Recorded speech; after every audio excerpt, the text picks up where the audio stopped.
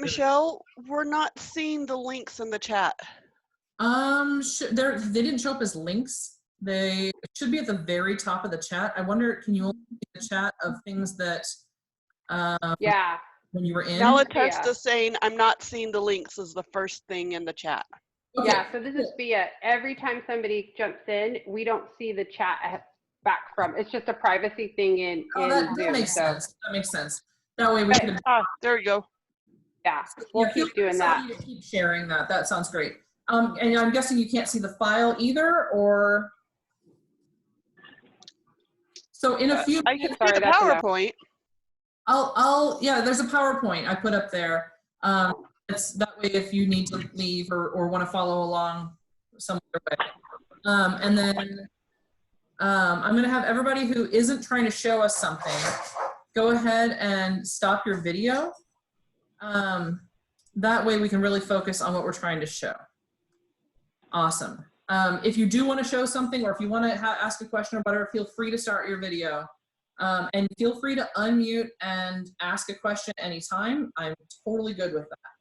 All right, so we are recording. Not sure we're recording. Okay, so this class is on making macaron, the almond paste cookie. I'm Mistress Giliana Attewatyr. I'm going to mute everybody but myself, but feel free to unmute if you have a question about anything. And if you have any questions going forward, there's my email address. I'll do my best. So we're going to talk about the history of this delightful little cookie, ingredients, recipe, process, troubleshooting, finishing, and the entire time we're actually going to be cooking that as well. But I will start with history. And this is brief. And I wish it was that there was more to it. But here's what we've got. Almost everything up until that last bullet is anecdotal. We don't have evidence. We don't have a document. We don't have anything that says this. So there have been claims that this cookie goes back as far as to the 8th century. And everybody points to Italian monks as the ones that started it, that are to blame. And say that the cookie, that the name derives from to crush or to beat, because almond flour is very much work it pretty fine. And crush references to almond and almond paste, which is definitely the principal ingredient. Stories suggest that macaroons, and we're definitely talking about the almond cookie because coconuts were not really a big thing at that point in time, or French macaron, came to France in 1533 with one of the pastry chefs of Caterina de' Medici, bride of the Duke of Orleans. Everyone says this. This is on every cooking site, which is definitely a solid base for documentation, as we all know. But there's no evidence of this. There's no evidence of this, so much to the point that what evidence we do have is that she didn't bring any chefs. So like, not only do we not know that we see that she didn't bring any chefs in her entourage. So, but everyone points to that one. They were almost certainly very simple. They're not going to be the sandwich cookies with the delicious filling or wildly galaxy flavored colored shell, right? Probably very simple, just the almond shell alone, which is, to be honest, delicious. So when I talk about flavorings or fillings or decorations, like forget about that for period cookies. But what we do have is, in the 17th century, recipes for macarons start appearing in French cookbooks. The first one we definitely can point to and say, like, look, that one there was in 1653, mentioning macarons several times as an element of other recipes. It's the first true solid documentation for the cookie. Now, once again, we know that that means it was being done beforehand. We can point at all sorts of other things. I wish the history was a little bit better, but we're gonna make macaron today and know that like this was definitely in the end of our period, but we can't prove these other two bullet points. It could be super period, it could be slightly period, and what we can do is shake our fists at people and go, write down your things, and be too late. Okay, so What do we need for ingredients? So for starters, we need almond flour. It is not the most, the largest part of the ingredient, but it is the most important for this case, this almond flour right here. We're gonna be using 4 ounces. I'm actually gonna be measuring this with a scale, but I have approximations on here if you would like to, if you don't have a scale, that's fine. Granulated sugar, I would show you granulated sugar, but just assume it looks like sugar. Powdered sugar or confectioner's sugar, which are slightly different things. I use powdered sugar. Eggs, we're gonna have egg whites only, super important. And then cream of tartar, which totally ended up somewhere. I'll show you the cream of tartar in a minute, just as soon as I figure out what happened to it.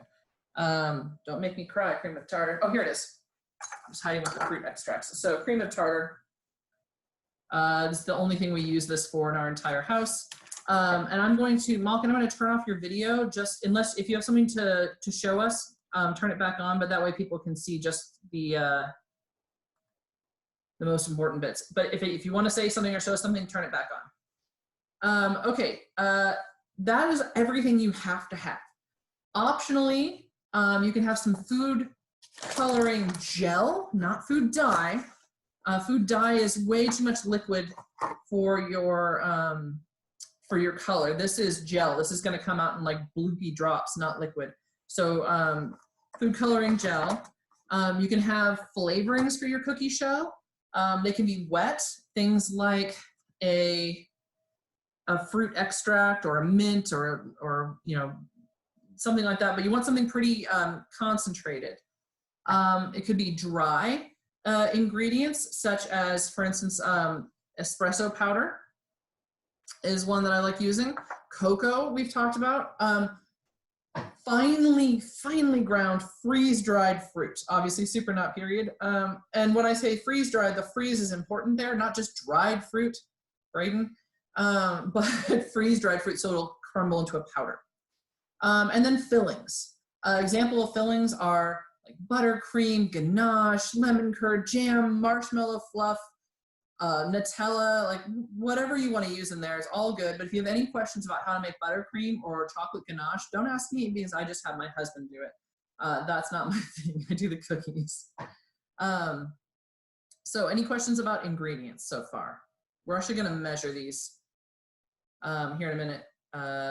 Okay, so equipment. Some sort of mixer. So I've got my KitchenAid here. Pastry bags for piping the things. The ones I use at the moment, although I'm running out, are these Cake Boss, hey, I'm icing here ones. They're, you need something fairly robust. Parchment paper, which I'm going to show you here in a second. What you need is parchment paper that definitely fits in the bottom of your pan. You can buy parchment paper sheets, but that's ridiculous. So I'm just going to show you really quick here how I really like to create my sheets. One moment. Move everything over here. So when I do my parchment paper sheets, almond flour in the way here. When I do my parchment paper sheets, what I'll do is I'll take my roll of parchment paper over here. Make sure you can see this. Super quickly in the microphone, I'm sure. Okay, and I'll lay it all out in my pan so that there's a little bit of room on this edge, and then I'll take a tiny knife and get that right along the edge of the pan. That way you don't have like some ragged edge. You do whatever you want to do there, but that's something I like to do to prep. Okay, so parchment paper, bowls, spoons, rubber scraper, kitchen-y bits, cookie sheets. For one batch, you'll need at least 2 cookie sheets. Oven, super helpful. And a timer. This is a very fiddly recipe. And Mason, I'm going to go ahead and kill your video here, just so folks can see the main thing. But if you want to show anything, then please just come back in. Hey, Giliana. Yes. Marguerite asked if we need to preheat the oven or is it a cold oven? You will preheat the oven. We're super not there yet. There will be Good question though. You will need an oven, not right now. Optional, sifter. Either a flat sifter or a round sifter. I say optional, it's really important, but if you somehow really want macaron and you don't have a sifter, you're gonna end up with less visually appealing macaron. It's not the end of the world. Okay, so sifter, a scale. I measure my ingredients. This is closer to science than it is like the fun artsy part of cooking. So I like to get, I like things to be precise, so I measure my stuff. And then a piping template that will go underneath the parchment paper. This is not required. You'll just do your best for your circles if you don't have one. You could also, while you're listening to me yap, you can also draw circles on your bottom of your parchment paper for later. Like, you have options. But this right here can be gotten from the macaronmaster.com. But I'm sure there's plenty online. They're just circles that are about 1 3/4 inches in diameter. I have never used all the other swirly fiddly bits on this. So that's optional. All right, flavoring ideas. We're gonna talk just a little bit more and we'll get down to it. Medieval cookie, like you're gonna see this at the beginning of every next slide. The medieval cookie was super simple, but you can flavor it with all sorts of things. Fruit extract, espresso, really finely ground dried, freeze-dried fruit, pistachio flour, cinnamon, dried zest, like go crazy. You can do some things that are more savory. There's lots of options, but it needs to be either fine, very fine, or liquid and concentrated. Otherwise it can disrupt the texture of it. Here's the rules. If you want to put in a teaspoon of something or a tablespoon of something, then you're golden. But if you want to put in like a cup of pistachio flour or like a bunch of something, like freeze-dried fruit, this ended up being 1/4 of a cup of freeze-dried fruit. Well, what is that? That's sugar. Not exactly, but work with me here. So what you would do is then remove that much of the powdered sugar. If you want to put in some pistachio flour, or it looks like cocoa would be under the same boat. What is that? That's protein. Take away that much almond flour. Try to keep the ratio of sugar to protein the same. Any questions or ideas, anything you want to throw out there for flavoring? Anything anybody's tried or wonder how they did? You're allowed to unmute now in case you want to. Either way, I'll move on if nobody does. How does curry sound? It sounds revolting to me, but it turns out I'm not eating your cookie. I've seen all sorts of things. I would go with mild and put because you're also going to have flavoring in your filling. So you can, you do like a mild curry flavor in there. I'm not sure what that would mean in terms of protein versus sugar, but I really hope you don't put in so much of it that it makes a wild difference either way. Does that Sounds good, thank you. Yeah, I'm not a curry fan, so I'm not saying that wouldn't appeal to somebody. I would totally try it. How about that? Anybody else? Okay. Topping and decorations ideas. Once again, the medieval cookie, totally plain, as far as we know. That's all the evidence we've got. But decorations, coloring the food dye, you can either add that in the liquid mixing phase at the end. Super important. At the end, and let's see here. Magdalena, I've canceled your video so people can focus on that, but if you want to rejoin, if you want to show us anything, then let me know, and just come back in, unmute, all that.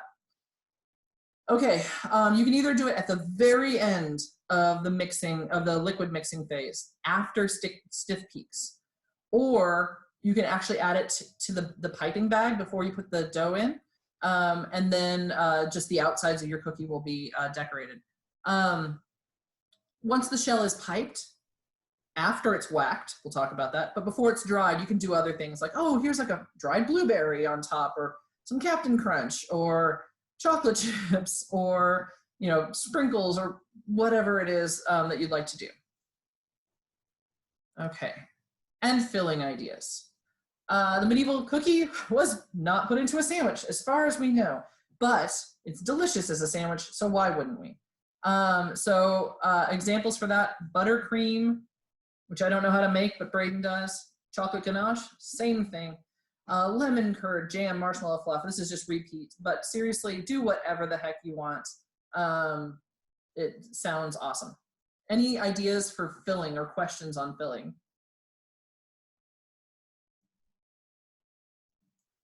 Seems maybe more self-explanatory because filling is just, you know, whatever you want to stick in there. Okay, now let's get to it. So prep and mixing. So first things first, we're gonna measure. I did actually have one set of measuring, but we're gonna go ahead and do this just so we can really see from end to end. So we're gonna do the egg whites. And you guys can see that reasonably well, I think. Reasonably. All right, so 4 large eggs is a little bit more than 4 ounces. You usually end up having to take a little bit away. One moment.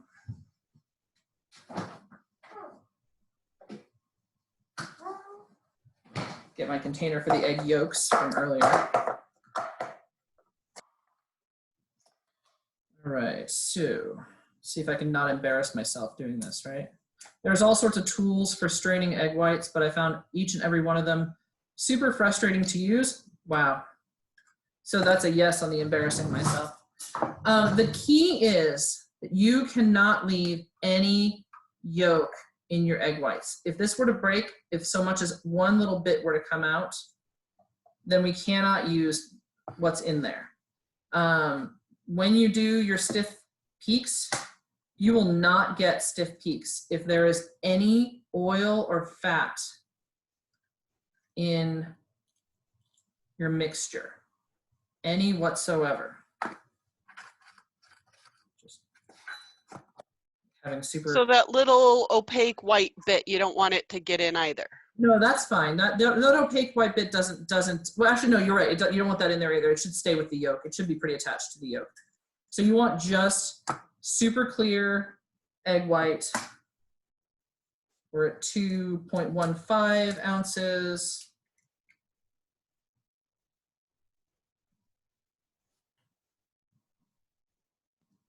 Go. 3.3 ounces. So I need another egg, but another egg's definitely too much. So then we'll play with not putting some of that in. Blurb. I'm always fascinated and completely squicked out by doing the egg white. So now we're at 4.25 ounces, and that's too much. One moment. Also, my hands are covered with eggs. Okay, so then we'll just strain a little bit out into our yolks.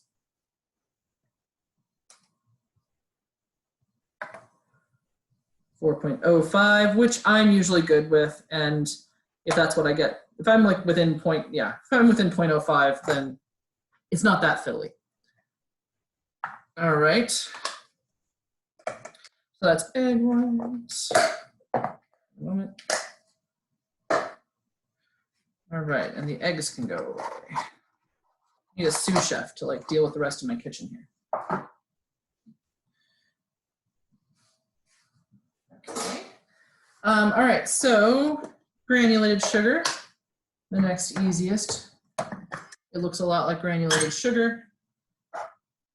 And we want 3.5 ounces of it, which is approximately half a cup.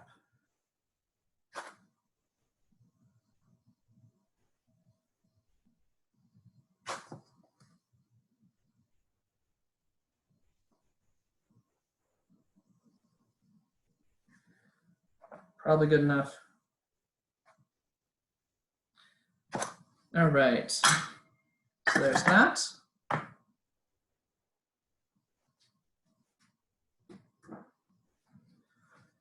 Got our sugar. And then the next bit can be done into one bowl because they're gonna get mixed together. So as long as you have reasonable confidence on your measuring skills, then it should be fine. So we've got powdered sugar. We want 7 ounces of that. I'm not sharing the recipes on a different screen, so the PowerPoint should be in the chat if anybody wants to go back to a different screen, or it was posted on Facebook. You know, there's options. It's about there's powdered sugar all over my laptop now. It's about a cup and a half. There we go. All right. So there's that one.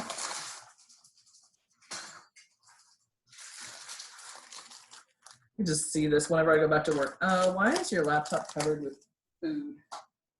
No reason. All right, and then 4 ounces of almond shells.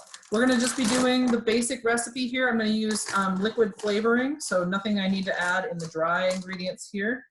So 4 ounces.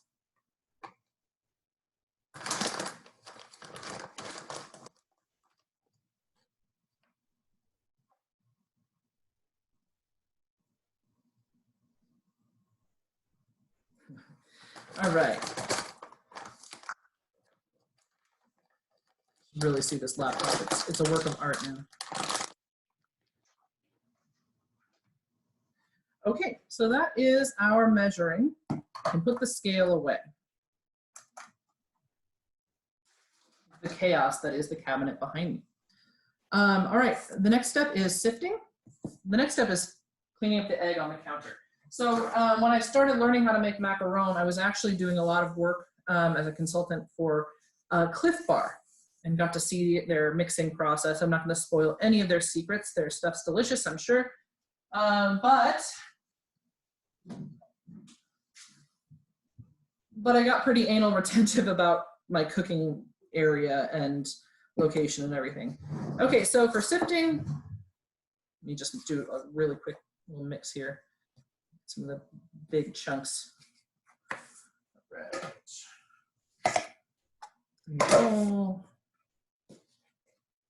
Let's see, can you see the new bowl? You cannot see the new bowl.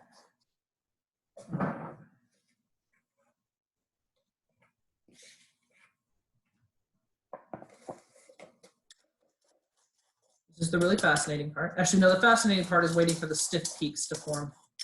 So while we're doing this, chime in. Who is cooking along at home? I know there's at least 1 or 2 people that were looking at. I am. Amy. I am. All right, who's I? I'm not looking at my screen. Yes. Malatesta. Malatesta and Amy. Did I hear anybody? I am. Yeah, Marguerite. I am Anne. Awesome. So 7 people.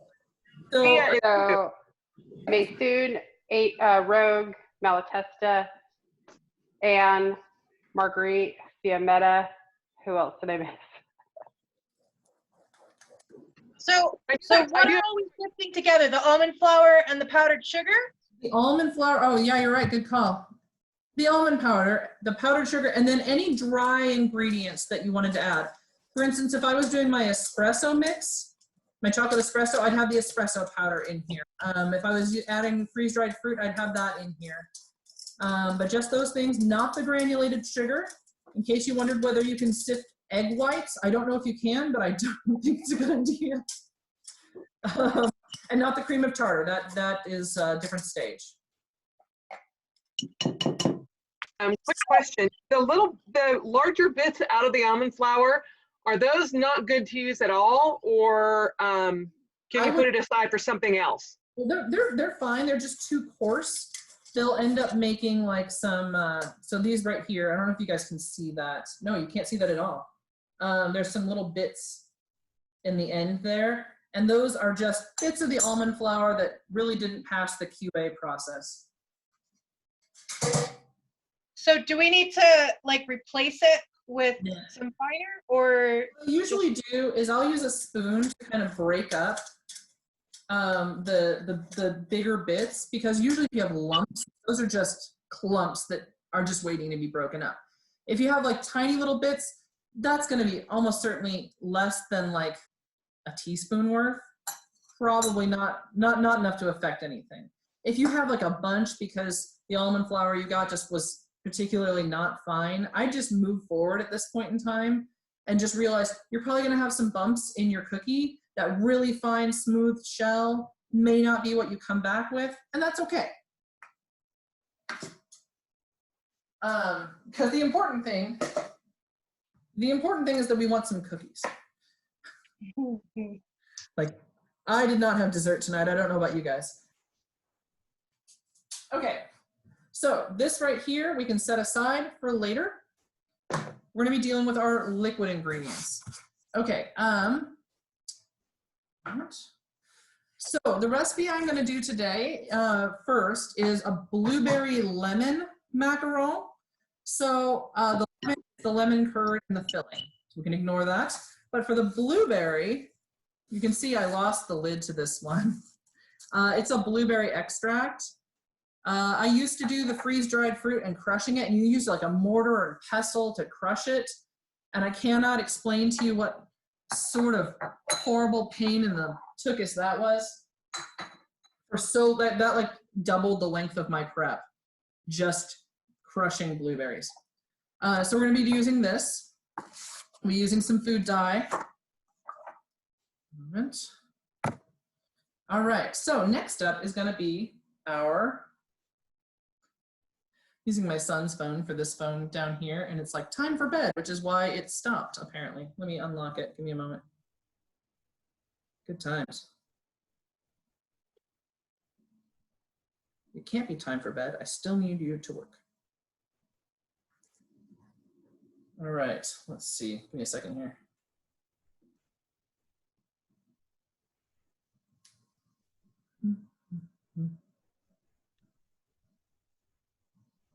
Best laid plans. And you don't put any salt in it? I don't put any salt in it. Okay. Good question. I've seen recipes that call for salt, but I've seen tons of recipes that don't, so I don't feel too weird that I'm not salting. So I'm not gonna lie, this part is probably gonna get a little bit loud. So I'm going to try to talk real loud, but I may be muting myself while some of this mixing is going on. Okay, so step one, actually put the bowl in. All right, so you're gonna put the egg whites, and egg whites only, no egg yolk, into the mixer and start mixing it just on low. Is that the bowl? Always the little things, right? Okay. So you guys can see this reasonably well. Okay. Just realized my mixer's not plugged in. What was that? My mixer's not plugged in. That's all right. Your mixer's almost certainly way better than mine. Like this is as fast, like mine does not go as fast as I want it to. So we are very slowly mixing. Like this is not really mixing, is it? We're gonna add 1/8 of a teaspoon of cream of tartar. And the 1/8 of a teaspoon measuring spoon is the one I didn't get out. So give me a second here. Let's pause this. Somewhere in here, there is the measuring spoon I want. I mean, it's like almost just like a pinch, right? There we go. So 1/8 of a teaspoon of cream of tartar. And we're just gonna like kind of just get it in there a little bit. This does something chemical that is very important that I could not explain to you. But it's very, very important. Okay, for starters, can you guys hear me okay right now? Yes. Yes. Yes. Okay. Did you update the slides? Oh, yeah. Thanks, keep reminding me. Okay. Okay, so that was just enough to get going. Now we need our sugar. There it is. Okay, so while we're mixing, we're going to be pouring the sugar in until it dissolves, and then we actually want to put it on high until the stiff peaks form. If you think the stiff peaks have formed, they probably haven't. We want them stiff, very stiff, all the stiff. So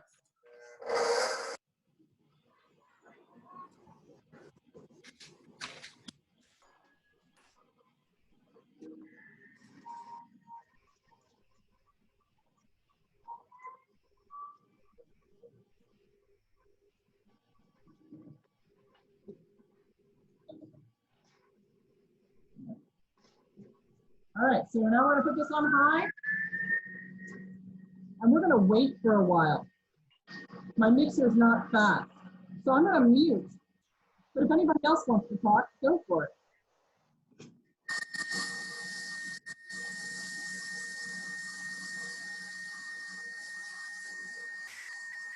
I think it unmuted. What was that? I think it unmuted on one of them. Because all of a sudden I could hear it where I couldn't hear it before. Okay, because I think, can you hear me right now? Yes, we can hear you right now. Okay, well, I'll mute differently.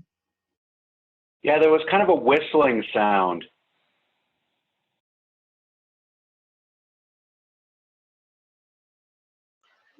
Yes, now you're muted, but I can totally read your lips.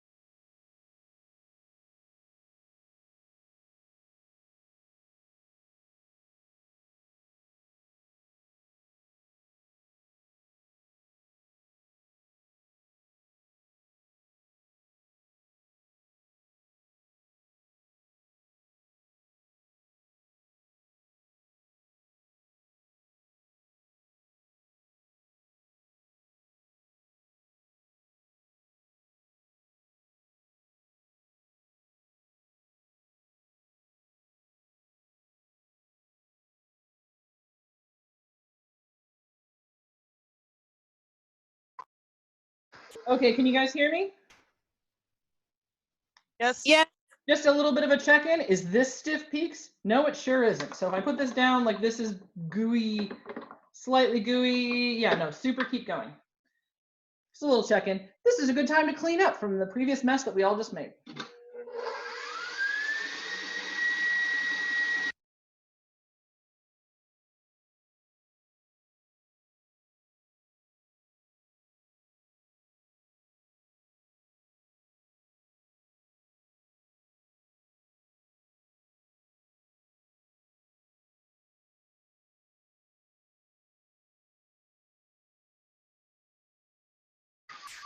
Another thing that can be worthwhile to do during this time period, because this is boring as heck, is prep our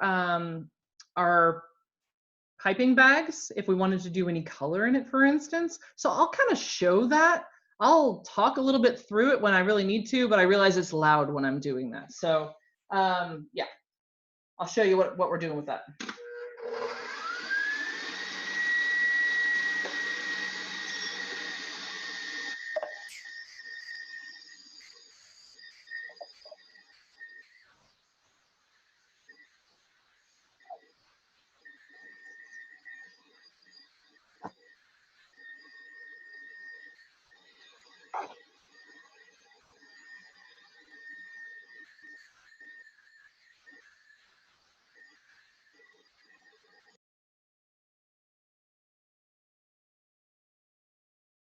Make sure and wash your hands before you stick it in the piping bag.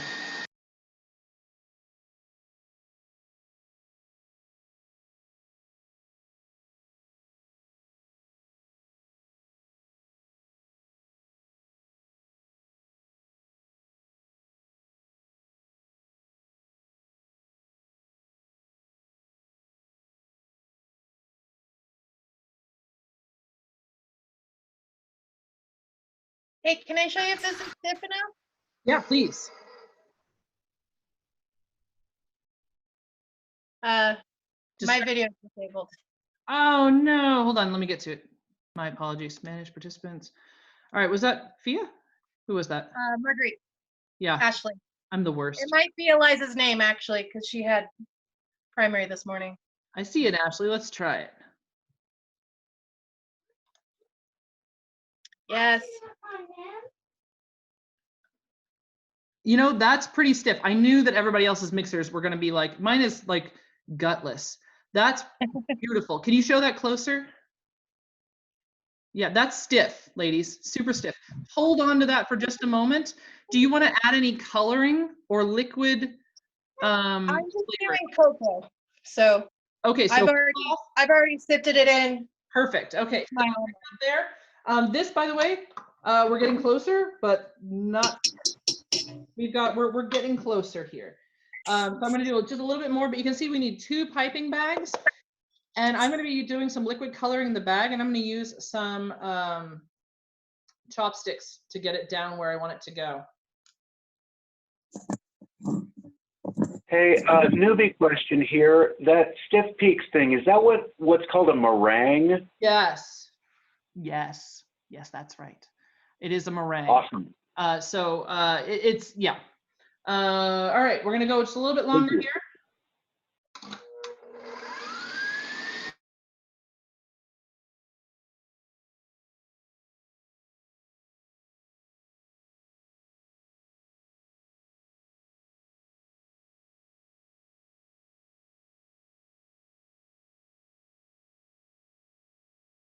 Got a nice blue color here. I'm gonna do blue and purple stripes.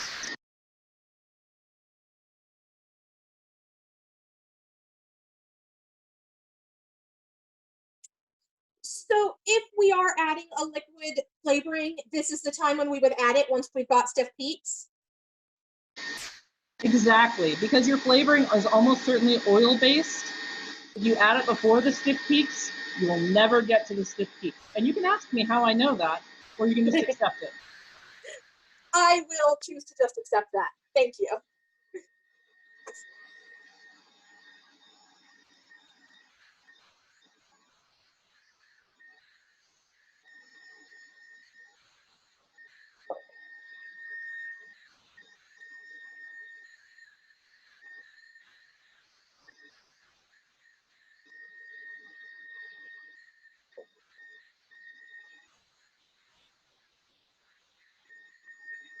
All right, let's see what we're doing.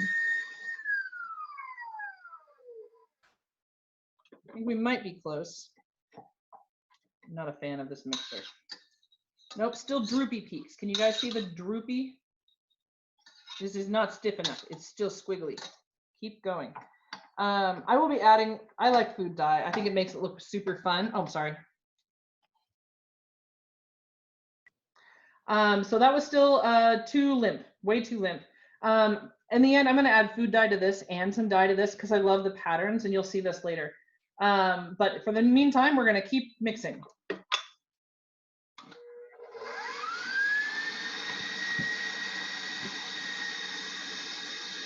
Purple.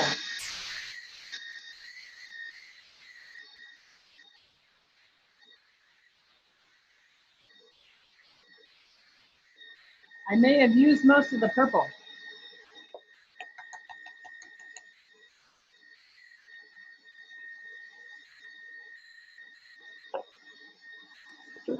Hey, so as I'm sifting, I feel like I'm getting rid of a lot of the almond flour. Should I replace that with some, or will it be okay? Define a lot.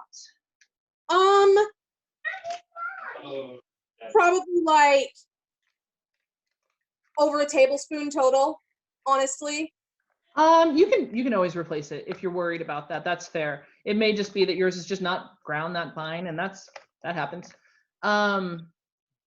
So yes, you can replace it. A tablespoon, that's more than I usually have to have. So wow, my other camera just restarted. That's how my day is going. I found that I had a lot of the almond in it at first, and then I put in and then after that is when I put in like the powdered sugar into my sifter, and that was able to kind of help work the rest of it down. I was able to get all of it out, and I have like the Great Value brand almond flour. I'm using the Bob's Red Mill, and I'm also, in fairness, using a sieve instead of a sifter because I may or may not have rage thrown away my sifter at one point. So a sieve is what I've done. This is actually pretty good. I want it just a little bit stiffer. By the way, if you do this too long, you can get to stiff peaks and then right back down to not stiff peaks. So don't just walk away and think the longer I mix this, the stiffer they're gonna get. There is a point past which you have overworked it, and we could make some sort of anatomical connotation here, but I'll leave that to your imagination. I have no idea what you're talking about. Flowers, blacksmithing. I don't know. It's a mystery. Let me just get my other camera back up and going here. Kelly, can I show you mine? Yes, let's see it. Hold on.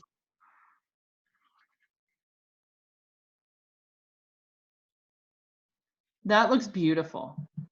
That Okay. looks super beautiful. So like I said, now if you want, this would be a good time for you to add any liquid, any food dye, not food coloring, but food gel, right? But once again, if you don't, then that is totally cool. There is no problem there. Do we mix the gel in, but with the mixer or by hand? I mix it with the mixer, so I wait till the very end, add any liquid and any gel, and you'll be able to see this in just a minute here. And then just do a final little blend. Almost there.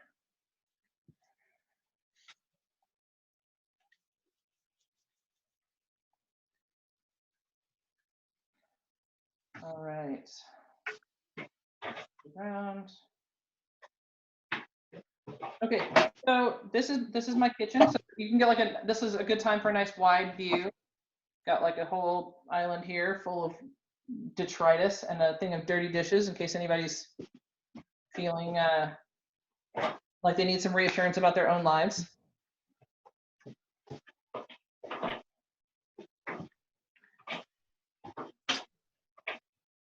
Oh, wrong way.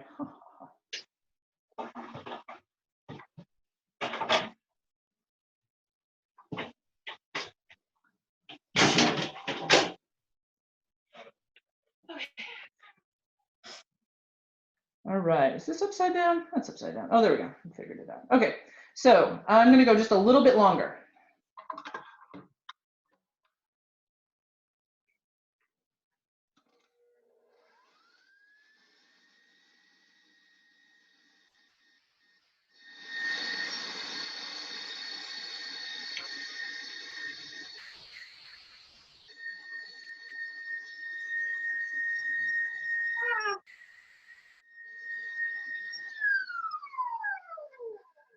That's probably about right.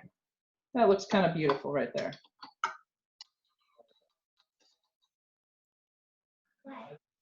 So pretty reasonable. It'll be pretty fluffy. So I'm gonna add I said I was doing a blueberry flavoring. In this case, and for flavorings, like just try it out, you know. You can look on, there's so many recipes online. If they tell you to use a tablespoon of flavoring, check how much almond flour they put in. That's a triple batch. So I'm using a teaspoon of the blueberry extract. Don't pour over your bowl. This is probably something I don't need to say to any real cooks, but I could have used that, that knowledge. So I'm gonna come back up and do just a very light blend. And I'm gonna put in like 3 drops of light blue. Or would do. I really need to buy some more blue and purple, don't I?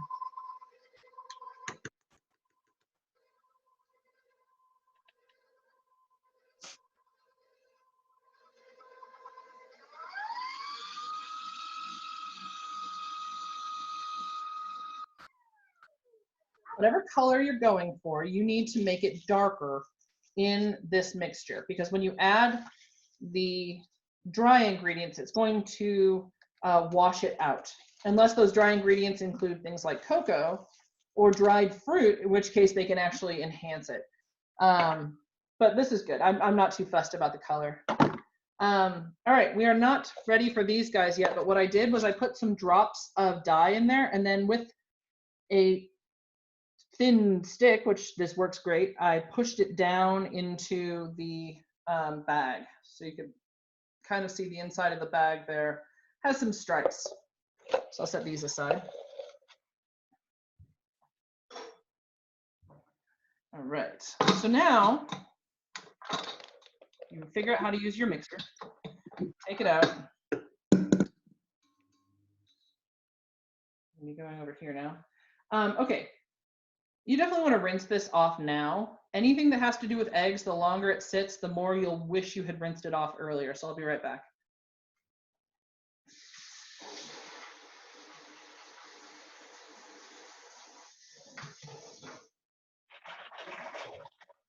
Okay, so now we're on to the dry section. Come on, do the things. Hold on, wait for it. I'm gonna be upside down for a moment. It's not the worst I've ever done. All right, we're close. Okay, so what we're gonna do is take our dry ingredients and we're gonna put 1/3 of it into this bowl. And then we are not going to stir it. This is not a stirring situation. So let me, I talked about this earlier, but remember gel or liquid flavoring, add it at the end there.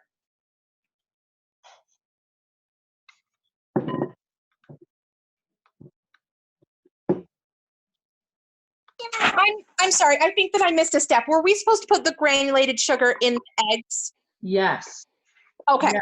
So basically you put the eggs into the mixer, you add a teaspoon of cream of tartar, and then you dissolve in the granulated sugar. And those things together is what's going to give you that stiff peaks. And I'm guessing, I'm hoping you're a few steps behind and that you haven't been mixing your heart out for the last 15 minutes. But if you have, my apologies.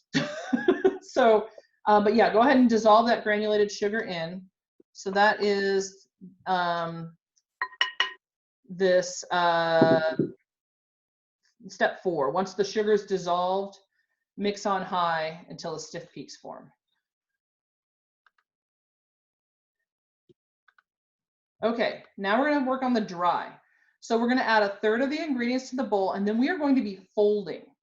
Folding, not a process that I typically do in other things, but very important here because the air bubbles that we have just mixed in, we want to like nurture those and not beat them down over much. So I'm going to put 1/3 of this, you know, roughly 1/3. It doesn't have to be perfect. 1/3 of this ingredients in, ish, and usually Are we adding the eggs to the dry or the dry to the egg? the dry to the eggs. So everything stays in this bowl. This is our bowl now forever. 1/3? 1/3 of your mixture, of your sifted mixture. All right. So basically, this first bit's going to look a little bit like stirring, but we're just going to be folding this all in. So it's a scoop underneath and kind of move on top sort of thing until all of the dry is not dry anymore.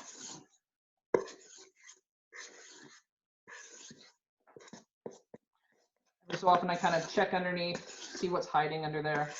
This first 1/3 goes pretty quickly. We're almost there. That's good. Doesn't need to be perfect because frankly, we've got more to go. So now we're going to add in another 1/3.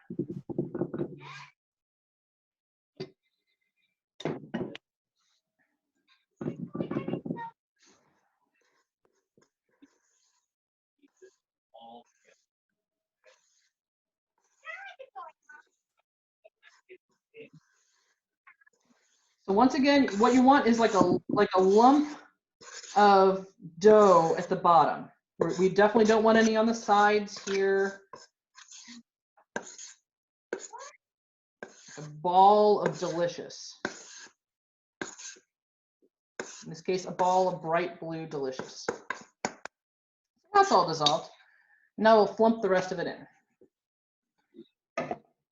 Obviously, the more flour mixture that there is in here, the part of this is going to be. I know people who like to use a rubber scraper for this one. It doesn't work for me. I just like a spoon. I'll use a rubber scraper here in a little bit though. Whatever works for you. So scoop underneath, fold on top. And I'm kind of tilting the bowl towards me. So I'm holding it like this while I'm doing it. So that it can stay in this corner.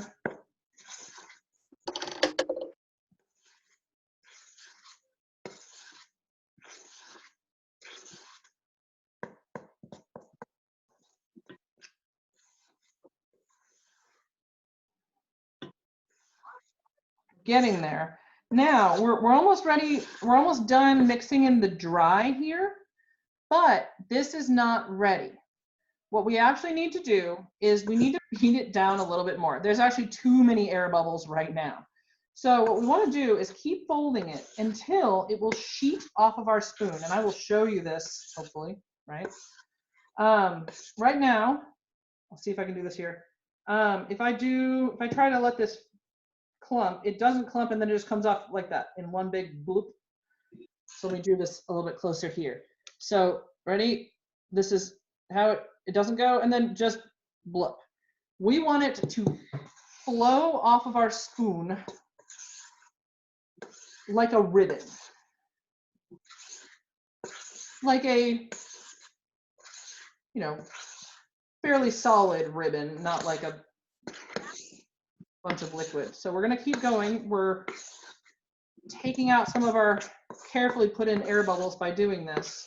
But once again, you can do it too much. This is going to feel like it goes on forever. It doesn't. It gets better. You develop some muscles in your forearm.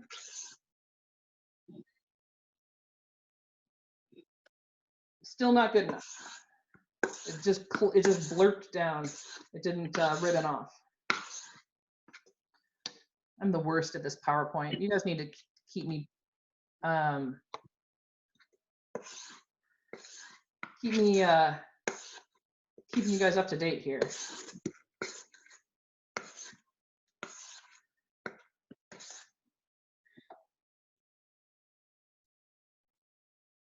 We're getting closer. There was a little bit of a ribbon there.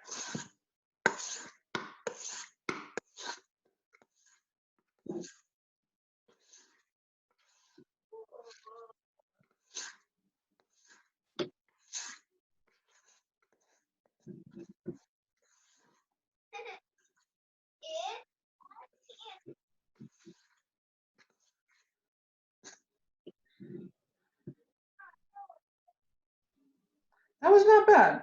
See how it's kind of coming off? No, you can't see that as well. It was kind of sheeting off in a ribbon. Let's see. We're starting to get a little bit of a ribbon look to it. Do you see what I'm saying there? You picking up what I'm putting down? Can I show you what I have so far and see if I? Yes, absolutely. Do your best. There we go. That's actually pretty good. Good job. Cool. Yeah, so pause there. The next thing you're going to do, by the way, is you're going to put that into 2 separate piping bags that in case this isn't common practice, I recommend sticking into a cup, or else I don't even know how you do that. And wash your hands before you put your hands inside the piping bag. Ready? This one right here? Right there. Do it. Okay. Okay, so that was pretty good. I'm going to do it just a tiny bit more. And then I think I'm going to be happy here.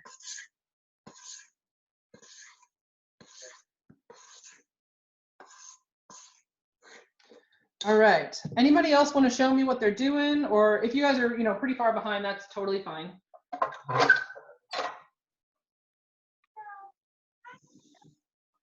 right.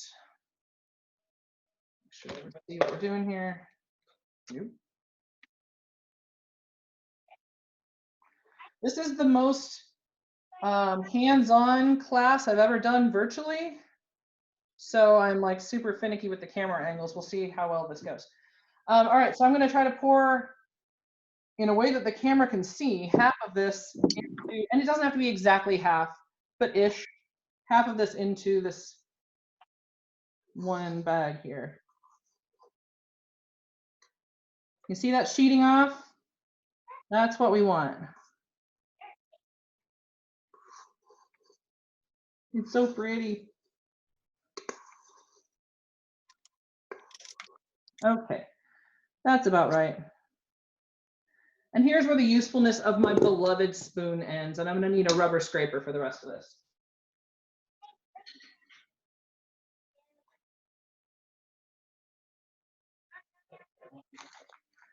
I like that. Obviously, I got that one for Brad because I'm not the kitchen person. This is like one of the 3 things I do in the kitchen. I make macaron, I bake brownies, and I clean up other people's messes.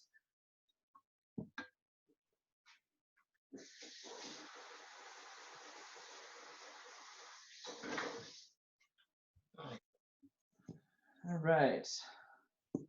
For this part, we're just gonna use the main camera because frankly, this camera, I don't think I can do what I need to do and still let you see. So now you can see my wrist. And I only have one piping tip. Is having 2 bags like absolutely necessary to this You process? you don't even need a piping tip. You can just use the bag. You're golden. Okay. Can I show you what I have now? Because I think this is my problem step when making these. Yes, give me 1 second. Let me finish pouring because I definitely need my attention for this bit, or else I can't even imagine how badly this will go.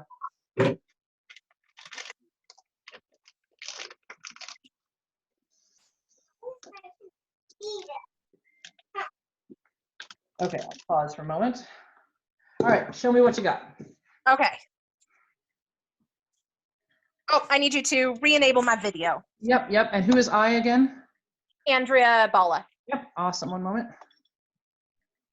Or it might say Maysoon. I'm not sure what it says, You honestly. said Andrea Balla, but you could have said that it would have been Maysoon and I still would have known. Okay, let me see. Where am I? Which camera am I on? Okay. Can I taste it? Nope. Why? Because it's raw egg. That looks pretty good. It looks like it's sheeting down. I can't quite tell if it's maybe even a little bit runnier than we want. Can you get a little bit closer and do that again? Yeah.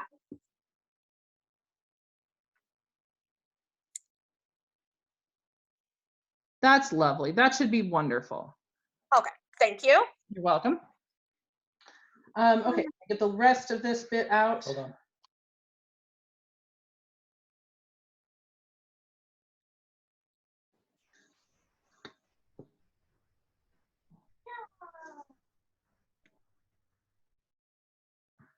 And then you clean your instrument because there's egg white on here and it's going to dry into glue, literally.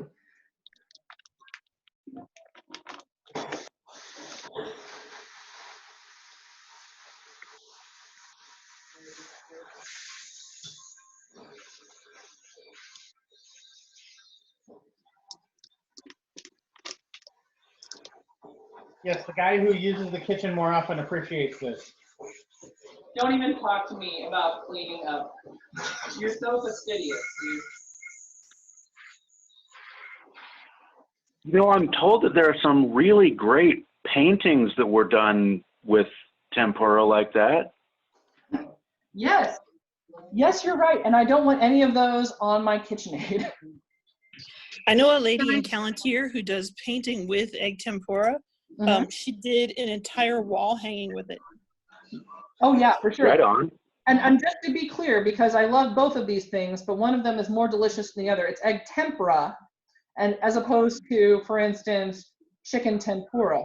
If you went ahead and put egg in tempura, I'd love it.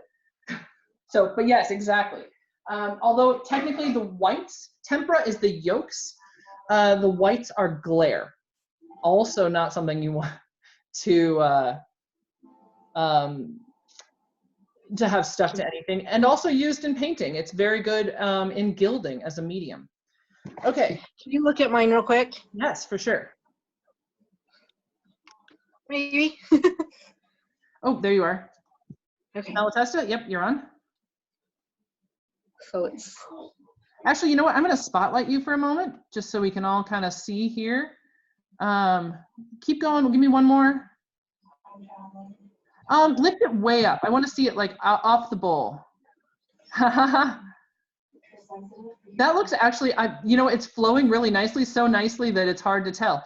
That's one of the things I think maybe I like about the spoon is I don't have to convince it to stay on while I lift it up to pour it out. That's what I'm seeing with you guys and the rubber scraper. But no, that's looking pretty good, actually. So, one moment. The color to bags, we talked about that. And adding it to your piping bag. So everybody whose stuff is sheeting off, it doesn't have to be perfect. It doesn't have to be perfect, but this is, you know, once it starts sheeting off, you can go ahead and put it into your piping bags. If you mix it longer, it's maybe going to be smoother but flatter. If you mix it shorter, then it's going to be clumpier. Either way, you're going to end up with a cookie. And just to be clear, let's just say everything goes wrong with our cookies. The ingredients we put in are still delicious, but I understand we want to figure out how to do the smooth top and the nice foot and everything. Okay, so we're getting to the point now where we're going to be working on our cookie sheets. So we're going to move over here and hope for the best. I'm sure I'll have to adjust that. Give me a minute.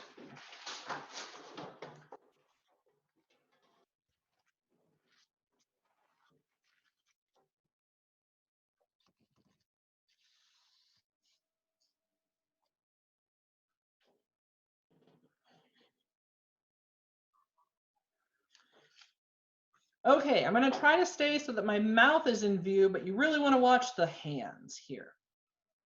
One moment. Hydration is important.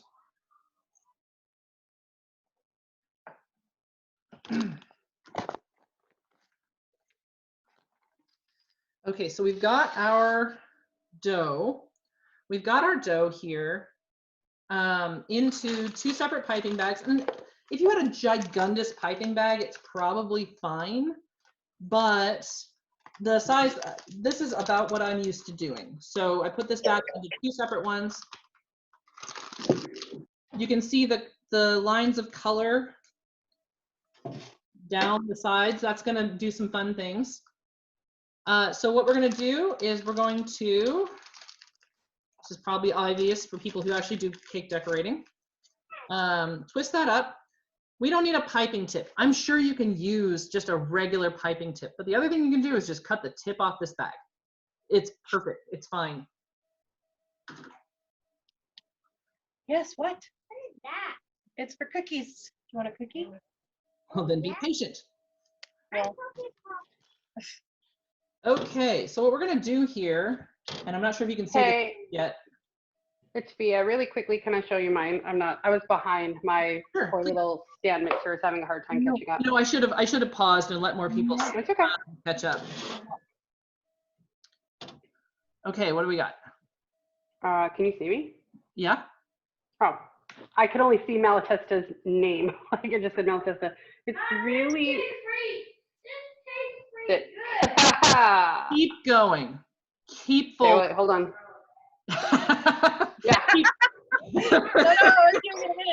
Keep going. Keep going. Keep going.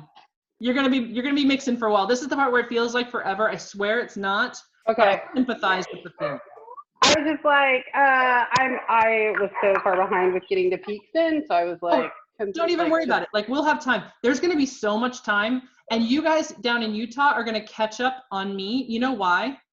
Because your humidity is like -2%. Now mine's pretty low here. Anybody who's joining us from the tropics of like the East, you're not going to finish your cookies on this call, possibly. Don't say that. I'm in freaking Portland. You're in Portland? Ooh, we'll have some suggestions for you. Okay, so what we're going to do is we're going to be putting this down onto our template here. And what we want to do is put the tip of the bag right near the paper, and we're going to squeeze right from the back not from the middle or the front, you toothpaste horrible squeezing people. We're gonna squeeze, and it's gonna bubble up around. So let's see if I can show this.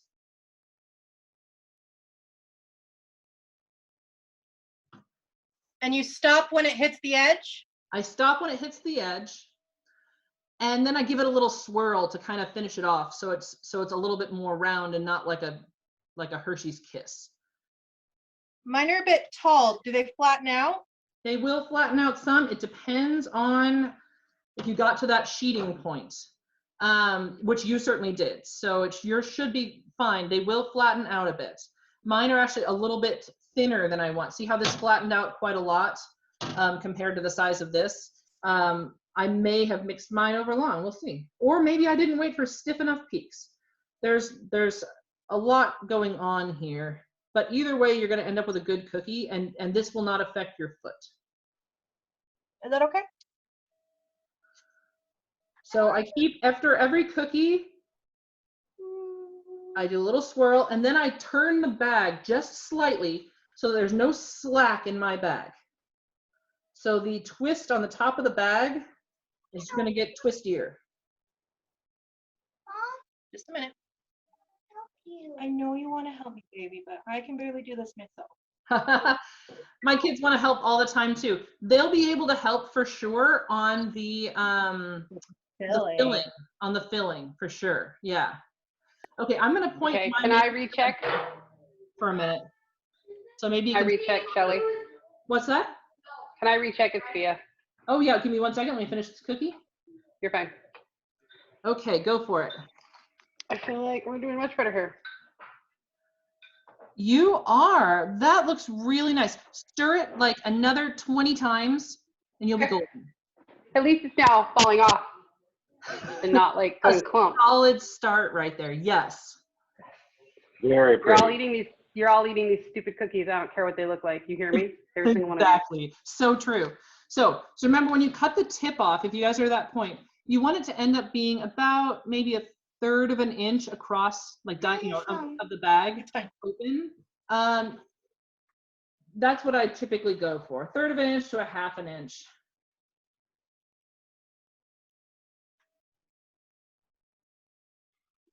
I skipped a whole row here.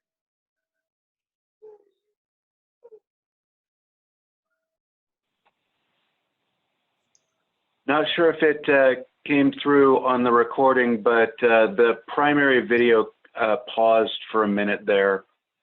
So you may need to fix the audio when you go back to editing. Thank you for letting me know.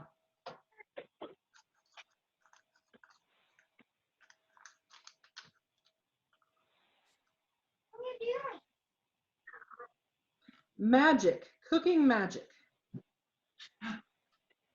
And then, do you go in like with a wet finger or something and get rid of the little points, or you just ignore them? Are you piping right now? Is that what you're talking about? Yes, the little, the little. Your points will almost certainly sink down into the face. Sorry, your points will almost certainly sink down into the face of your cookie if you give it just a minute or two. Or it actually looks really nice to have a little bit of a swirl at the top. I like it when I keep a little bit of it, my swirl.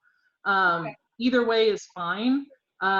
If you want to not have those points, like if you hate them, you might stir a little bit longer next time. Fold, not stir. Okay. Fold a little bit longer next time.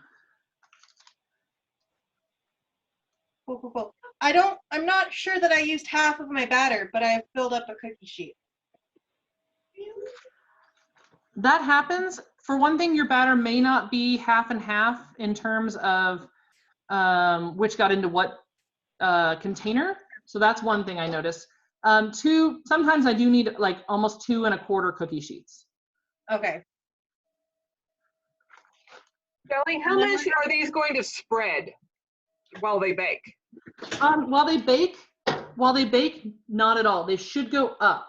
The only spreading that's happening is right now. But they will spread, okay, like a tiny bit. Maybe 1/8 of an inch, maybe. But probably. Not like Toll House cookies where they like. No, okay. No, for sure not.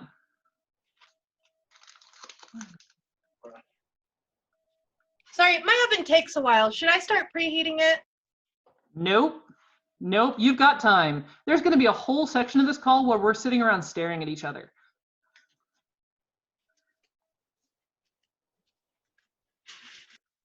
So should I just start in on the next one then? Yep, keep going until you're out of batter or pans or patience. So you guys can kind of see just a little bit about what I did with the stripes here, what it ended up doing to the cookie. It's fun. It's fun. It's super fun to have the little swirls, and it makes them taste better because people are looking at this going, this is super fancy. Like, this looks super fancy. No, it's just blueberry. But, like, I don't know, they have more worth if they look prettier. Don't do this if you're entering it in competition. No dye. No dye for competition.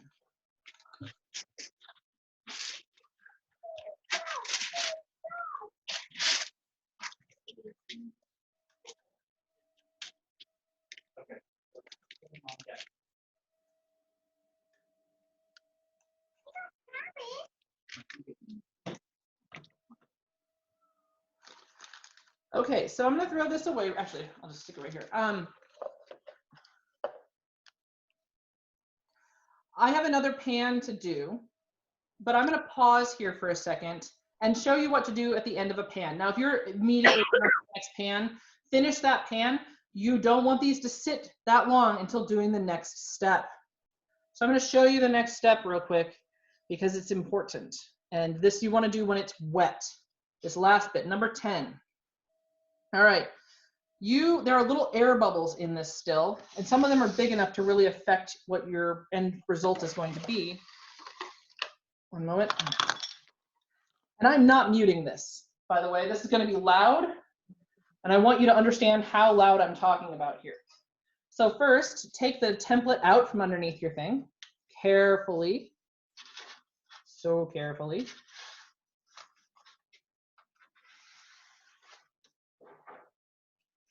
No template, all right?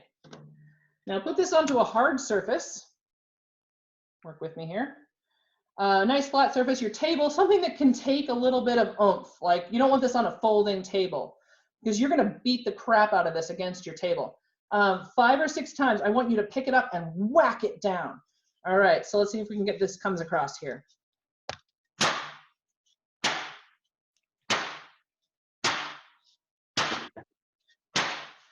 Did you suffer with me?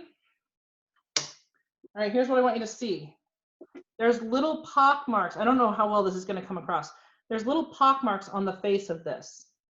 That's little bubbles that burst when I did the whacking. That will keep the face of your cookie very smooth, is that whacking.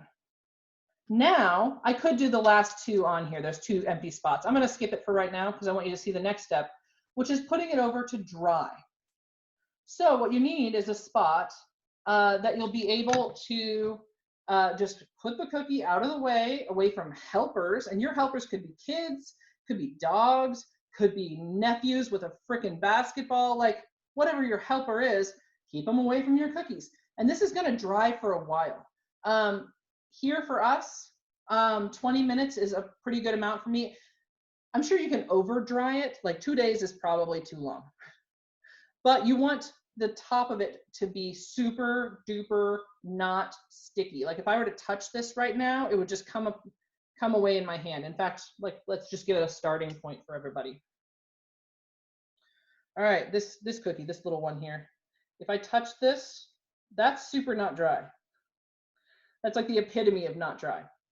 All right, so that's not what we want. So I'm gonna put these over on my table over there, and they're just gonna sit. If I feel the need to go to the bathroom, I should put something over that because dog.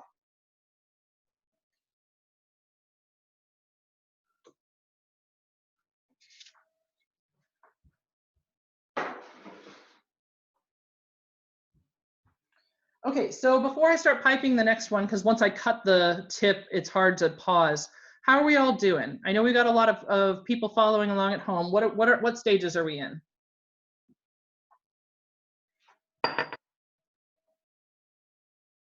I just slammed mine down, but I'm not sure it did much. then you may not have had a lot of bubbles, and that's okay.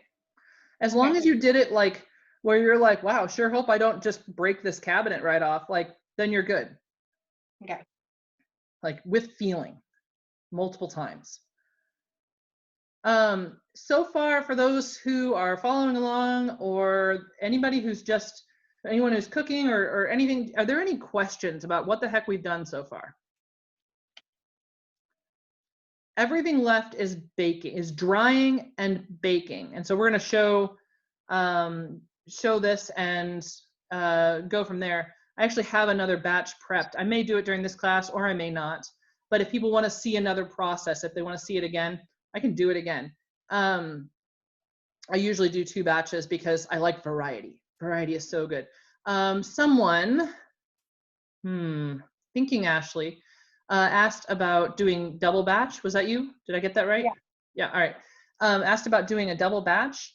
And I think it would work fine, but honestly, sometimes I find folding that single batch to be like cumbersome, and I'd wonder if a double batch wouldn't be like maybe extra annoying. Yeah. I've also had people ask like, well, can you do that second bit with a mixer? I'm going to go out on a limb and say I guarantee that you can, because companies are mass producing these cookies and they're definitely not stirring each one of those by hand. Is it a special attachment? Is it like, what is it? It's probably like for bread, folding or something. I don't know. I don't think I have it. And I don't make these so often. But I guarantee that you can do it by some machine. I'm just not sure which one. And for the record, obviously they did not use a KitchenAid in period at all, or a mixer of your electronic variety. I'm not sure what they used to mix, but I think they're heroes for doing it. They certainly knew how to make meringues. They certainly had almond flour. They had all the sweetener. They added sweetener to their meringues, and they added the flour to the meringues. We know that all the things we're doing here that are part of the main recipe, not the coloring or the decorating or the flavoring. We know that those are we're all done in period. So there's like, everything we're doing here is pretty solid. I should have just shown you a plain cookie and then this would be like completely medieval, but I just really love the decoration and it's fun. Everybody on even keel, you want me to pipe the second sheet? I'm gonna take that for a yes. Yeah. All right. And template, camera. Children's. I can definitely see the help of the template, because my cookie size is all over the fucking place. It's crazy. Exactly. It does help for sure. I'm sure there weren't, like, we're so used to like mass produced perfection. It's not really that critical, but especially when making sandwiches, it really helps to have them the same size, because then you can line up 2 cookies that are roughly the same size to make it into a sandwich, so you don't end up with like a sandwich with an overbite.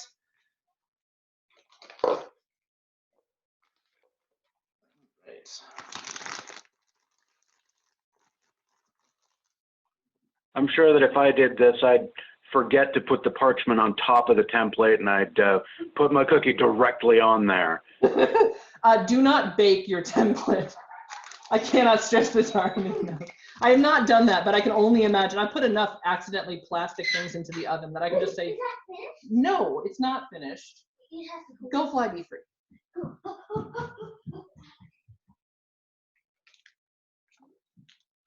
All right. So I've got a little seam on my bag right here. I don't know how common that is. I like to cut like at an angle up and then over so that the seam doesn't drag into my cookie.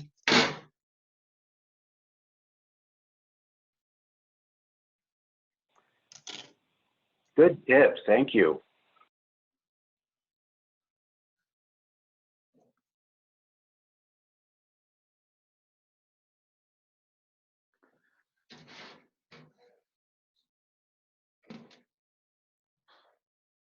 If you ever need to stop piping and your bag is still not full, just kind of fold the end upward and stick it back in the cup with the tip facing up. It's not an appealing description, but a appropriately piped cookie will look something like a cow pie. It kind of blurbles up, and it's not, like I said, it's not an appealing description, but it is sometimes helpful to think about it that way. For those of you who have had more experience than you want with cow pies. If you've never had any experience with a cow pie, I am talking about a meat pastry and definitely not anything else.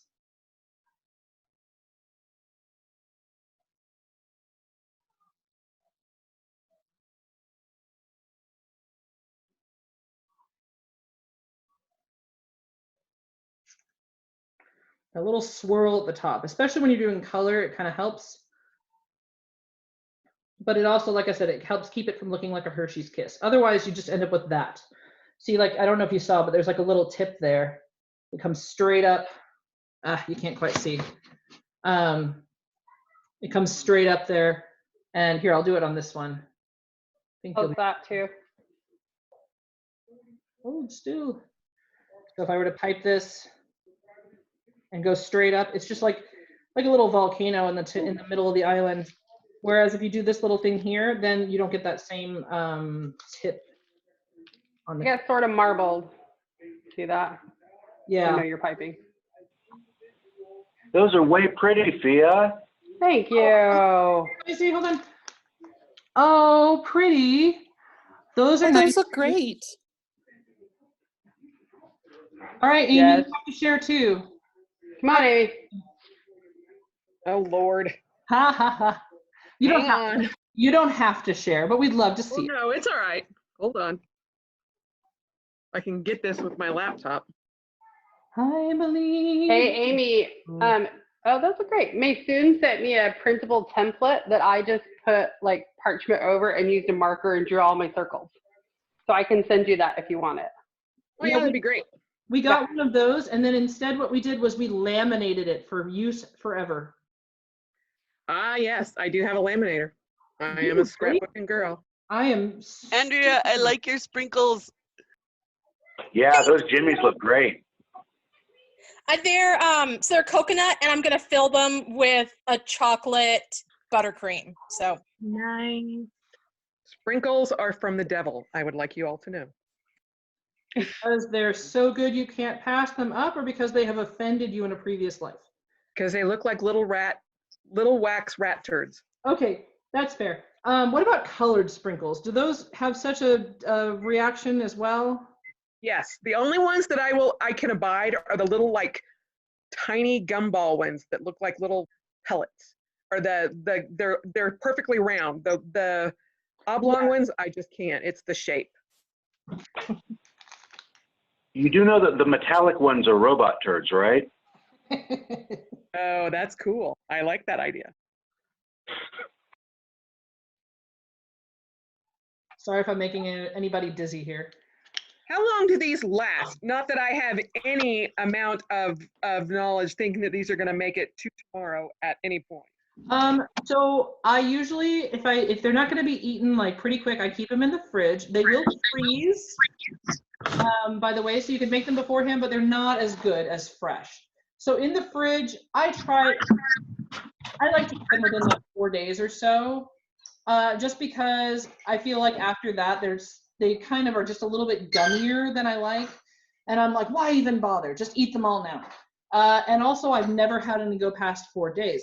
So, all right, another set of whacking, not muting, because I wish you to suffer with me.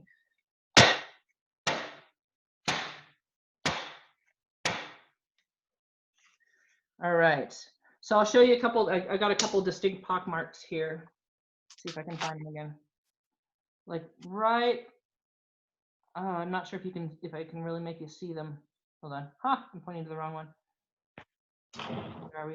Right there, like on the edge there, you can see a little bubble. What else? You'll have cookies tomorrow, I promise. Just not right now. Waiting for you in the morning. And honestly, the longer you look, the bubbles They are are filling in. Hey, step away. The bubbles are filling in right now. So if I wait too long to find them, I won't be able to find them. Okay. Sorry for making everybody dizzy. All right, so we have mixed, we've folded, we've decorated if you want, we've flavored if you want.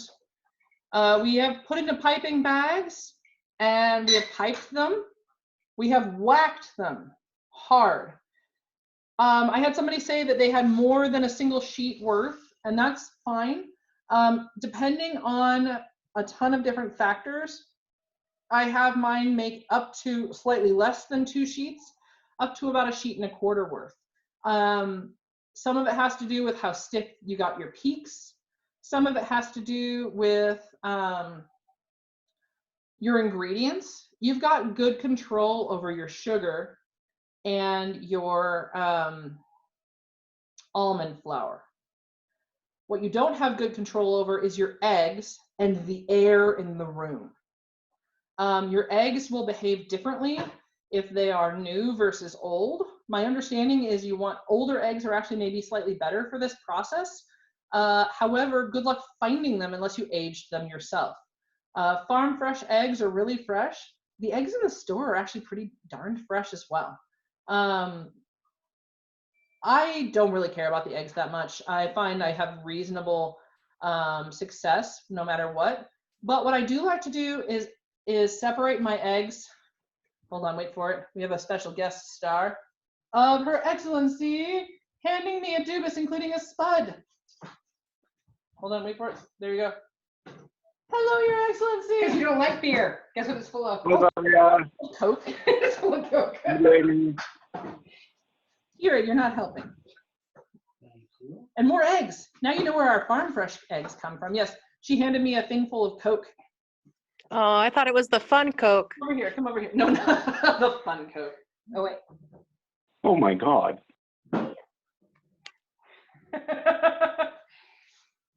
I have missed most. Oh, wait. All right. Thank you. I want to use your bathroom. Please. And maybe stop and chat. Please use the bathroom. If you're going to do much chit chat, wait till we're all done with this bit. There's drying phase, and there'll be lots of time for chit chat. We'll probably edit that out of the final video. Okay, so we've whacked. Now we're drying. So now is a good time to set a timer.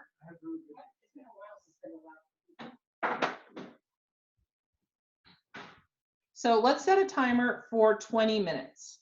Let's set a timer for 15 minutes. This is another thing that depends wildly on the air in the room. I was going to tell you, so I really like to measure, I like to measure out all my ingredients well beforehand, so that one way when it's time to bake, I can just bake. But I like to measure out my egg whites especially. If you can leave your egg whites out a bit, then you can, I'm gonna kill this video for just a little bit. If you let your egg whites out a little bit, they can actually lose some of their moisture, which can help. You don't want a lot of extra moisture in this, this process. And your eggs are your only moisture. You take away a little bit of it, you're gonna get stiffer peaks, a little bit better. So I actually measured out those eggs this morning. If I was doing this in the morning, I would have measured them out last night for sure. And then not only that, I put them in the fridge because I am maniacal about leaving out things that can spoil, and egg whites just seem a little bit too dicey to me, but I leave the lid slightly off so that some of that evaporation can handle. Because if you seal it completely, then you've saved yourself some work in the morning, but you're not going to help anything with the evaporation. When you said aged eggs, how old are you talking about? I have heard, and now you know how deeply I feel about this, that having your eggs be a week or two old is better. And the eggs in the store are, I think, in the midweek range. Basically, you don't want to run right out, get an egg from the chicken, and then turn it into a meringue, is what I've been told. I have had chickens and I can confirm it will not meringue very nicely if it's a very fresh. That's actually excellent. I have not confirmed this with actual chicken owners. Like I have a chicken owner right here now. New egg for shit on hard boiled or meringuing. So but delicious. But they're delicious in so many ways, but terrible other ways. I'd say a week or two. The ones I used just now were actually from the store, like this morning. Because we go through eggs like hotcakes, it's hard to age them. But they're not the farm fresh eggs that we just got, so at least I can add like half a week onto that. But it did meringue, but you just don't want it straight from the chicken, like at all. Does the presence of shell affect how quickly they do this aging? I mean, if you take them out and put in the fridge overnight, does that accelerate the process? The fridge does dehydrate things, so it could. Them and putting them in the fridge. Washing them and putting them in the fridge, says the chicken owner. So like if they still have that protective membrane on the shell that all of American modern industry feels the need to strip so that we can't store our eggs out. If they still have that, then aging them, you know, the refrigerator's not going to probably do much. It does dehydrate. Well, if you wash it, once you wash it, the refrigerator will dehydrate it some. Okay. And that's what excellent. Thank you. You're looking for, that dehydration. And then the other thing I mentioned you can't control is the air. If you're in Portland, hypothetically, Thea, you know, you've got some actual water in your air that can affect things. I don't think it's going to affect things as much as your eggs. Also, I think many of you were probably doing the approximate measurings, which is a different ratio. If you can measure by mass, you're going to do better. You're going to get closer to the ratios that are suggested. I guarantee you that the monks didn't do any of that. They went 4 eggs, so much of this and so much of that, and they didn't measure it. And they didn't even have nicely standard eggs like we have. Yeah, my eggs have been separated since about 8 o'clock this morning, and I think mine have been drying for about 5 minutes longer than our 15-minute timer. So I'm kind of hoping. So let's go take a look. Let's go take a look at my first batch. I'm going to turn my camera back on here for my more portable thing. Start video. Start my video. All right. So hold on. Oh crud! I'm just gonna yell. Here, can you? Here, yes. Unplug and carry this over. Speakers on it. Right. But you don't want it to not be on. Okay, so this is the first one. Tilt it down a little bit. There we go. This is the first pan that we did. Remember this one I touched and it was like super duper not dry, and that it was actively wet. So I'm going to touch it now, and it is not sticking to my hand at all. It's not tacky at all. So let's go over to this one. On this one, this is the one I just finished. It's tacky. When I touch it, like it's not coming away. It's not wet, but it's not dry yet. I noticed you dented this one. Yeah, I did. I literally dented this one. There we go. There's a fingerprint in there. A little bit more like really wet Play-Doh, and less like freshly piped macaron. So this is what we're looking for. If you have one oven, go ahead and preheat to 315 degrees. And I'm going to do that to mine as well. Can you do both to 315? I have a sous chef now. 315. 315 degrees. You just go ahead and set it down. We'll hang out here for now. I'll make sure everybody knows that their oven will vary. Yeah, that's a huge deal, because if for starters, what my oven means by 315 and what your oven means by 315 could be wildly different. Could be as different as 15 degrees. Yeah, this is the hairy part of the process for me because my oven's like from the 70s. Right, exactly. And keep in mind, all ovens, when you say 315 and it says I'm totally 315, it's actually doing this in temperature, right? Do you need middle rack? What was that? Middle rack? I would do middle rack. And we're only going to do 1 pan per oven. I have 2 ovens. I can actually do both of mine at the same time. But you know what? For the sake of all of this, I'm actually going to put one in as soon as my oven beeps, which will be in about 8 minutes. Let's stop the video. Let's see. So I have 2 ovens, but one of them is a pizza oven. You know, it's half size. Do you find that you still do okay baking the macarons in those? Both of mine are the same size, so I couldn't really say. To a certain extent, I want to be like, try it and find out. I don't know if you want to do it with this batch. What my suggestion would be is at some point in time, maybe do like a half sheet and try it, like, so you lose less if it goes horribly wrong. And try one of those in your other oven. These do not take long to bake. So really like doing one and then the other, where it's like 10, 15 minutes. All right, thank you. So while we're waiting here, I'm going to talk a little bit about some troubleshooting bits, because there will be some. Okay, so step 1. If you can't get stiff peaks to form, my helper, not really. 1, either some fat or oil got into the mixture. So maybe some yolk got in. Maybe hypothetically you added your oil-based extract flavoring at the beginning of the process.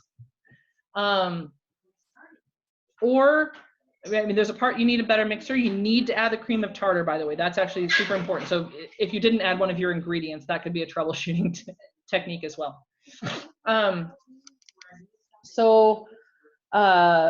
Or you just need some more patience. But if you have literally been mixing for the last 82 years and you're not getting stiff peaks, the other thing is, and I'm not trying to suggest anybody is not a good housekeeper, but it happens.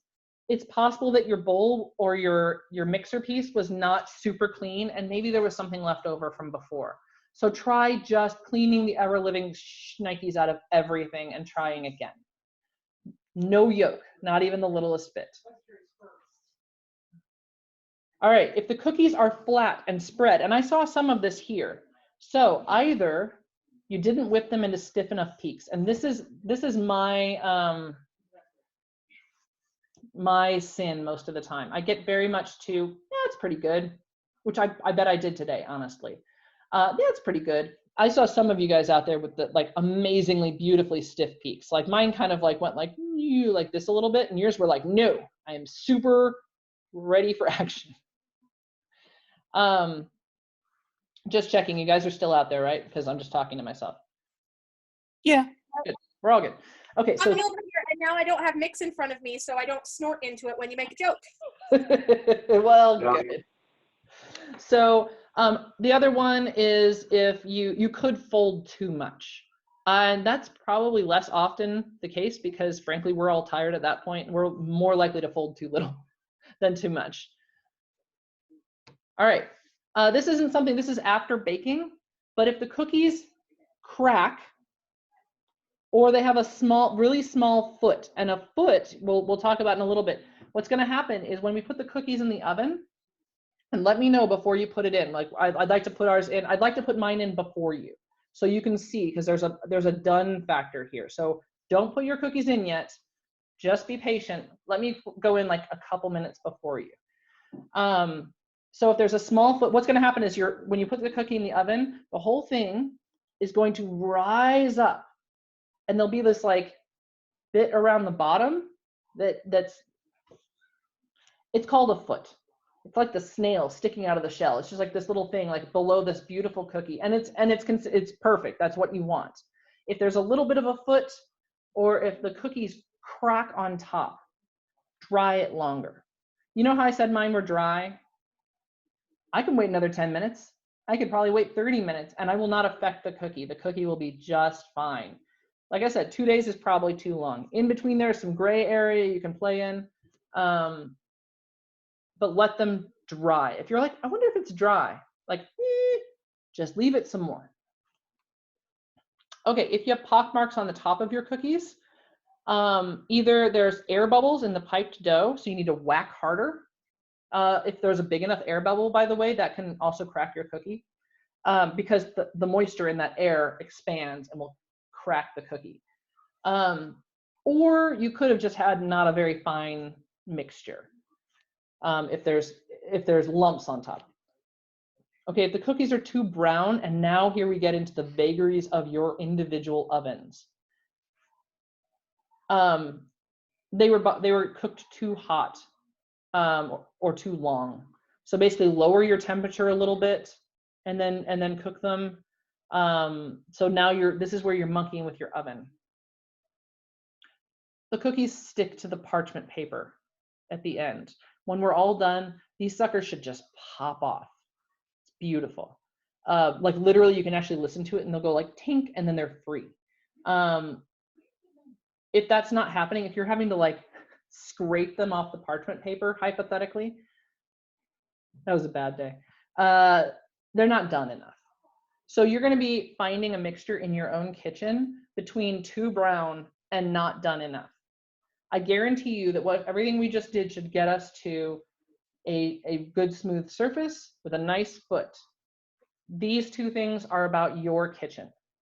By the way, Thea, if your stuff is not drying very well, you might put a fan on it. Help dry them off. I meant to say that earlier. I'm sorry. When I just checked, they were actually starting to dry really well. It's just slightly making a dent. So I was actually kind of surprised.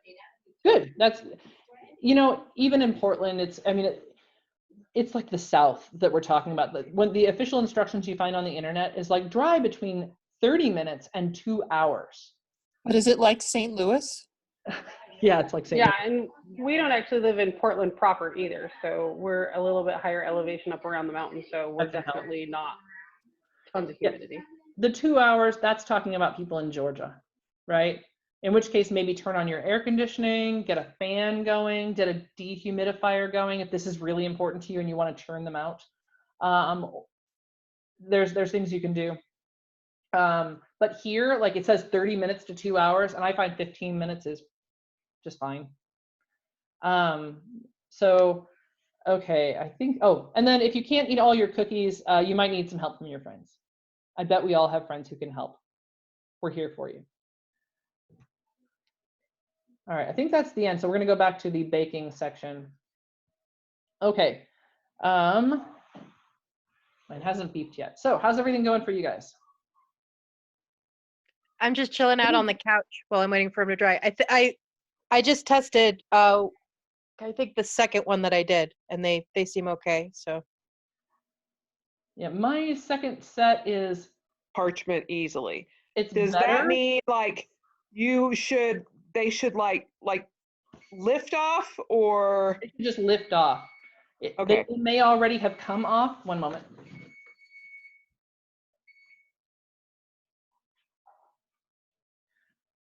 That was my timer to check if they were done. So my second batch, that was 15 minutes. I want them to be a little bit drier. They're still like, they're like the Play-Doh, but they're just a little bit still tacky. They're a little bit cool to the touch. So that outer shell is still drying. Whereas these, the first batch here, they don't feel tacky, and they're not cool, suggesting that there's still evaporation going. That drying of the shell right there, that's what keeps all of the moistened air, the moistened air inside the shell, which causes, when that air expands, the whole thing to lift up and then the foot to happen. So like I said, be patient on the drying. We probably have another few minutes before my oven is preheated, and I'll put my first batch in. Somebody joining us? That's fun. So what else? What are you guys up to? What about our listeners? Do we still have them? I have a question. Yep, still here. I've been trying to perfect these things for a really long time, and one of the problems I have is that they either spread, like you were talking about, where they don't get a foot and they just kind of spread everywhere and kind of go crispy, or they look perfect and beautiful and they're completely hollow inside. Right. The completely hollow inside, I've actually found that those go, I got those often go hand in hand with things that don't come off the freaking parchment paper. Yeah. And I think that those probably need to be folded a little bit longer. Okay. Is my guess. That's probably too solid. So the hollow inside, I've had that happen myself. Not a lot recently. I just want a disclaimer really quick here that my cookies look about as not beautiful as possible. And I'm just saying this because I've never tried to do this to an audience before. So thank you for sticking with me. Anyway, so yeah, the hollow, I've seen that one. And that can be pretty frustrating. I think that that's probably a fold it longer. Okay, that makes sense. I may not have been folding them. They still taste good, by the way. Like I know. they It's still almond and sugar and meringue. What's not to like? The only time I found the cookies tasted particularly awful is when they wouldn't come off the parchment paper, and I was so angry by the time I got some of the cookies free that I was like, I don't want anything to do with these cookies. They're the worst ever. And like my mouth was full of bitter anger instead of cookie. So anything else, your cookie will taste delightful. And it's the cooking level that you're going to need to work on, and when to tell that they're done. And I'll be showing you that. I can't show you yet because I need to put mine in. And yeah. Yeah.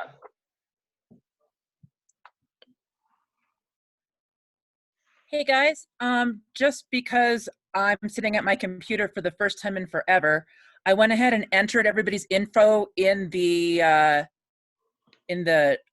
University of Artemisia, so you don't need to fill out the other form. You are my hero. Thank you so much. But just to make sure that everyone can like run through roll real quick, I've got Sneferu, Maysoon, Rogue, Maud, Marguerite, Isabeau, Anne, Callie, Fiametta, Malkin, Malatesta, Hilarna, Magdalena, Michelle, Alina, and Asa. Anybody else? Miss anybody? And by Michelle, I assume you that was me.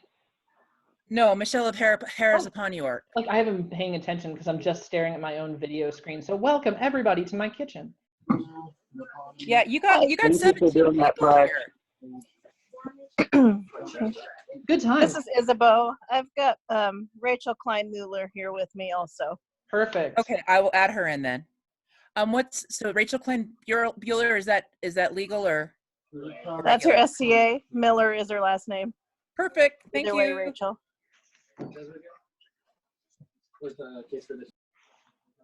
So, and just a reminder, I think folks should be able to see it in the chat, maybe at the very beginning, or I'm not sure what it'll look like to you. I did put this PowerPoint as a file attachment.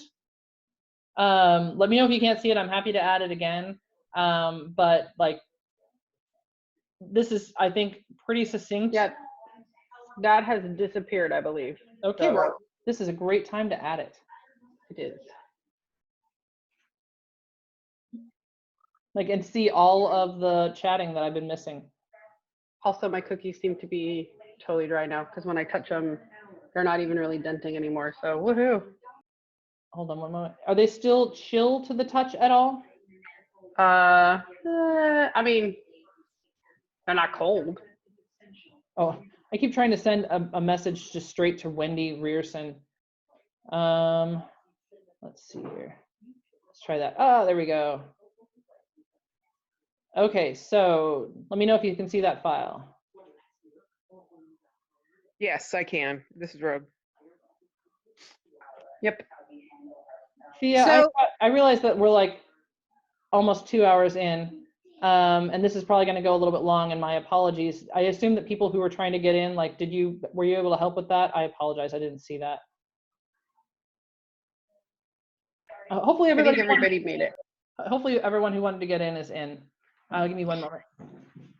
I'm not seeing it on the chat. Not seeing the file on the chat? Correct. Sadness. So, assuming that the cookies turn out okay, how long should you wait before filling them? It depends on your filling a little bit. So you could start filling. Most fillings will Like, get do a they little need to? tricky when they're wet. Like wait like 10 minutes or something for them to cool down enough that your fillings don't just melt. Yeah. But you can fill them pretty much straight away. Okay, I was wondering if it was one of those things where like it needs to be like the next day or something. No. In fact, they're so much better fresh. Like just fill it and then just stuff that thing right into your mouth. That's what really needs to happen here. Yeah, my husband's like, yes, that's right. That's what needs to happen. So I will post this PowerPoint to the Facebook event. Maybe right now. Might have time. Pause my share here. I would like to say that if anybody has a great buttercream recipe, I would love that, because the store-bought buttercream, not so great. No. I'd love to see that too. And speaking of sharing, what will be happening to the video for this? Will it be posted to YouTube, any other places? I'll be posting it to YouTube. I'll be putting it on the event page, and then I'll put it on the Artemisian Arts and Sciences page as well. Like from YouTube, Awesome. obviously. I'll put the YouTube link. I would happily add closed captioning if you don't have somebody to do it already. That would be awesome. So if I have the YouTube up, do I then send you, like, what's the process for that? I do not know. I haven't done it before for like after the video is done. So we'll have to look into it. Understood. And just to be sure, because I can't see, who is I? Maysoon. Maysoon. Thank you. I'm actually in here twice now because the file wasn't showing up for me in the chat. So I came up to my computer and logged in, and now nothing's showing up in the chat. So it didn't. I'm sorry. I will, Fia, did you see it? Because I'll just get her to send it to me later. Yep, I gotcha. Okay, fantastic. Thank you. And thank you for sharing this all and the annotations and everything. This is wonderful. Yeah, we'll hopefully this worked out well. I'm not sure. No, it's not taking my file. I'll have to get this out to you guys, but I'll redo that file for you, Mason, and I'll make sure that all gets posted, because I'll post all this stuff on my website too, so I can like just link you to my website. So I do find this all hilarious, that because when you said it's all being posted to like the university and all that, I'm like, I had no idea. I'm just in here because I'm suddenly addicted to this damn cookie that I can't even imagine this being a period thing. I'm like, oh, really? I had no clue. It's one of those where like I keep wanting to be like, oh, I could just make some for a competition. And then I'm like, because I love the documentation, I'm like, I can't flipping document it to period. Like it is, but like everybody says, oh, it's this person did, brought it to France or whatever. And then no one can like actually prove that. And I actually found like a million cooking sites that say that's definitely the case. And then like one actual academic paper that's like, okay, guys, there's no evidence of this whatsoever. Like they went and tried to prove some of this stuff, and then they managed to not only not prove it, but they managed to show that there were no cooks that came with her. And I'm like, well, so it could still be true. You should see the lace documentation they try to throw at her too. She's got all kinds of things that she invented. Yes. Well, those jerk laurels in our kingdom won't stand for that out of period crap. It's horse shit. I can document it, just post period, GD it. Unacceptable.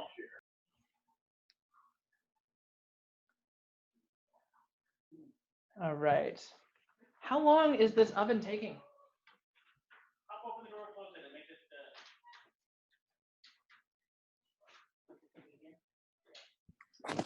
Hey guys, I'm gonna have to jump off. I have got some other stuff that I need to do before bed. I am sorry that this is taking longer than I expected. No worries. The good news is I've made them before, so it's not like a brand new thing for me. And you gave me a lot of tips that I think I've been missing to help perfect it. So I really think I got what I needed. One thing then that I think is pretty darn important. When they're in the oven, I don't know if this is common knowledge or not. So when they're in the oven and the timer dings and you're like, I wonder if they're done. One, they're not, because you're not that lucky. But what you do is you reach into the oven, and from the side, super gently, from the side of it, you tap on the cookie shell. And if it wiggles with your tap, it's not done. Do it like one or two more minutes. If you tap on it and it just resists, and maybe you're about to crack the shell instead, it's done. Take it out. Super important, that wiggling, because if you take it out too soon, then you're just chiseling that stuff off of the parchment paper, and there's just angst and sadness. Wonderful. Thank you so very much. You're welcome. With that piece of information, if somebody wants to try putting it in the oven, that's the important part. But we'll stick on together. Anybody who needs to leave, I totally understand. I will not hold it against you, for it is, in fact, 8:59. Actually, no, I get you for one more minute, and then you can leave.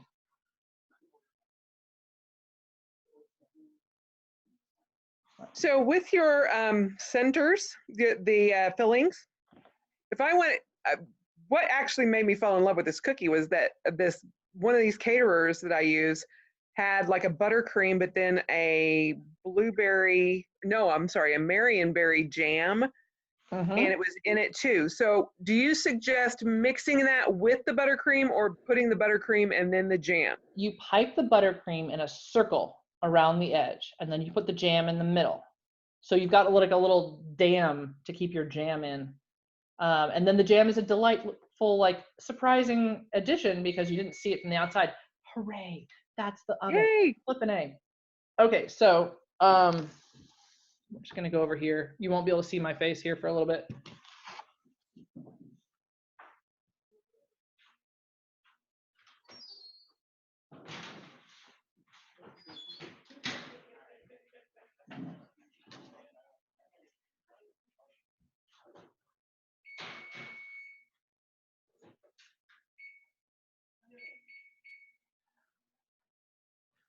Okay, so now we actually have a time limit on this.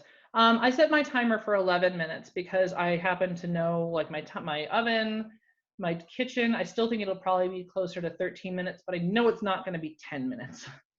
So, but this is you and your kitchen and your oven. It's probably going to be 10 to 15 minutes. If it takes longer than 15 minutes, and I've had that happen, something probably went awry in your mixing somewhere. Hey, Shelly, when you say use buttercream, do you use like a French or an Italian, or what kind of buttercream? Hey, Brad. Brad? When we use buttercream, do you use French or Italian or what? So the question is what? What type of buttercream we would use when I have you do buttercream? Let me look at my recipe. He's looking up the recipe. Okay, because I'm assuming it's not American, and I do a mean Italian, but whatever you do is going to be great. That's the main thing. Like literally, you can put peanut butter in there. Oh, yeah. If that, like, not with blueberries though. That's not okay. Like you can do anything in the filling you want. Seen some super fun things, and I mentioned savory earlier. Like I've seen like a cream cheese filling with like a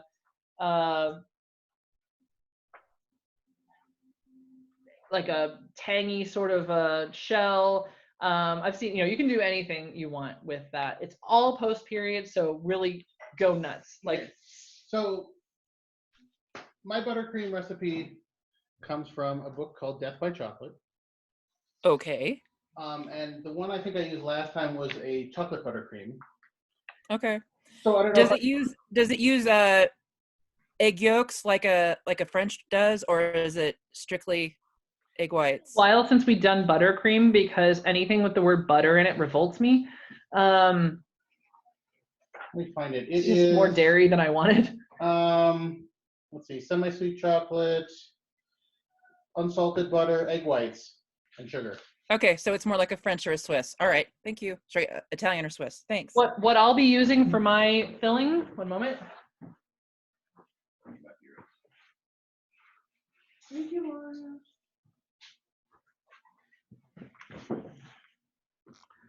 Is just lemon curd from the store. So you can go wild. Yeah, exactly. I also have a phenomenal recipe. But here's the really important part, and without which your cookies will just not be as good as mine. They will be spread with tiny little spreading things that have moose heads on them. I'm sorry, your cookies just won't be as good as mine without these. I have some with little cheese slices and some with lollipops, but no mousse. The lollipop sounds sort of good. The cheese slices, you'll have to wait for the. Of course we have mousse. This is really 6 feet. Yeah, Prax needs ones with arrows on it. I'm running away. You're running away. And I'm we sorry, would need bears. Again, I'll give you some cookies. Come on your way back. Okay. I might. I might. Because I have a whole other set of ingredients, I'm literally going to be up until like 11 making another batch of these too. So, you know, come on by my house. There are no Arnholdies here at all, are there? Your mouse is in the living room. Why is my mouse in the living room? Oh, my plague mouse.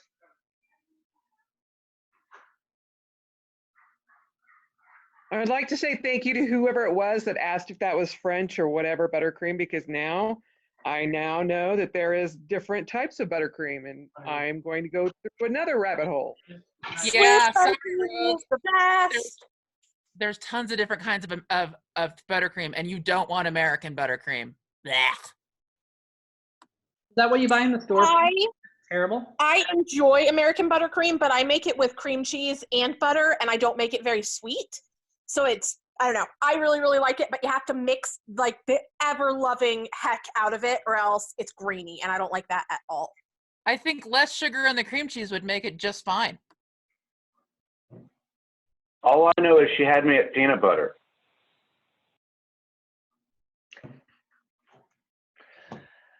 This doesn't have to be, like the cookies are a lot of effort. The filling can also be a lot of effort. Or you can just go with something you can pick up at the superstore or supermarket whenever it is you can get back to the supermarket.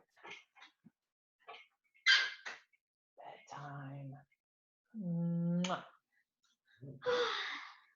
Guess what? So me and my hero were fighting on, and you were just like, and just like, and my hero just swept at me, and she was just like, pow, pow. Why are you still awake?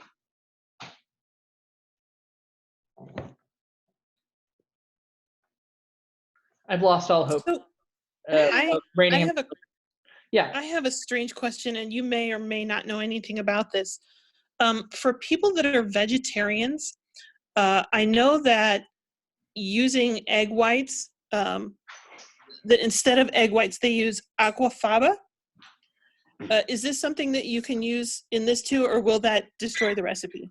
By vegetarian, I assume you mean vegan.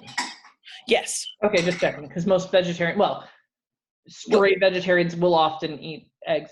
Right. I don't know. Really, the question is, can you make a meringue with that? And I'm betting you could probably Google that. If you can make a meringue with it, then I don't see a problem. If you can't make a meringue with it, then you definitely won't work for this cookie. Given that they're using it in place of eggs, like I look up, honestly, I would look up vegan meringue. Aquafaba does make just fine It with will? meringue. It's just a pain in the butt to do. It takes forever. Thank you. That's super helpful. I did have somebody ask if you could make this without nuts because their child was allergic to nuts. That person was SOL. You can use different nuts, but nut is the key, like a key ingredient in this. You also can't make it without sugar. Well, or some sort of sweetener. Keeping in mind, of course, they didn't have straight up sugar like we have right now, like the cane sugar or the beet sugar. In much a period, they used various sweeteners, and exactly how they did that, I don't know. That's a good question and might be an interesting sort of persona development thing. Okay, well, like in this century, how would I have done a meringue using those ingredients? Because powdered sugar and granulated sugar that we have, like would they have used, oh, what did I was looking up what they would use. Like, I don't think it would have been honey. There was some sort of sugar though. What's a sugar-ish type item that they would have had at that time? Putting everybody on. So, sorry. Yeah. I was going to go back a topic, and I didn't mean to interrupt you, so I'm going to wait until we're done. No, with the I'm sugar. just curious. Anyway, there is a type of sugar, concentrate that they had, and I'm trying to remember what it is. But still, please go ahead.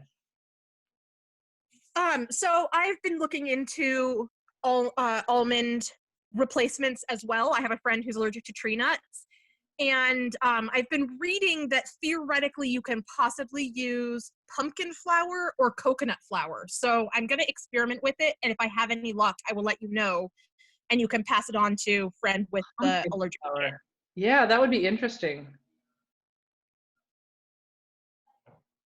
Maysoon, I'm really interested if you get either of those to work because my husband is allergic to peanuts and tree nuts. So I can't make anything. I don't even want a chance making it with him around Yeah. in case that dust gets stirred up off the flour. So if you, like if the coconut flour works, please let me know. I would love to be able to use that. There definitely needs to be that protein, and coconut has that protein in it. So yeah, no, that would be interesting. I will let you know. Message me on Facebook that you are who wants that because I would love to say that I will remember and I will not. Okay, I'll message you later. So for the record, if it's coconut flour, if it's flour, you could probably go ahead and call it macaron, but if it's just straight up coconut, just throw in the tile and call it macaroons because the macaroons are very similar process, but you don't have the fine ingredients. They're chunkier, right? But it's still that sort of flour added to the to your egg white mixture. I've never made macaroons because clearly I don't like them that much. We have them every year at Passover, and that's all the macaroons I need. Ever. 1 year's worth is all I needed ever.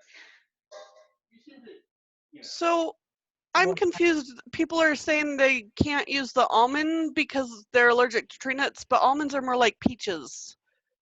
They're not. A lot of times they don't have the cut out, protein that the tree nuts have. It's all a different nuts. protein. My guess is once somebody has an allergy, they don't really want a chance figuring out exactly the bounds of that allergy, because if you trigger it, then not good things. You don't want to use that EpiPen ever. Yeah. My best friend, her and her daughters are allergic to tree nuts and they use almond flour all the time. My friend is not actually allergic to the proteins in the nuts. She is allergic to the resin that grows in the trees. So it's like there are specific tree products that she cannot consume. Yeah, sometimes it's just a chemical compound in it. Like Maysoon and I both are allergic to capsaicin, which is what makes a pepper hot. Not necessarily the pepper, it's the chemical that naturally occurs in it that makes it hot. And we can't have that. So I'm not sure. Oh, those are looking pretty. These are 10 seconds from checking. They definitely have not cracked. They're nice and smooth. They look like they've got a good foot, but I'll wait for the timer to beep and we'll actually see it. And I'll take you with me, but you won't be able to see me talk.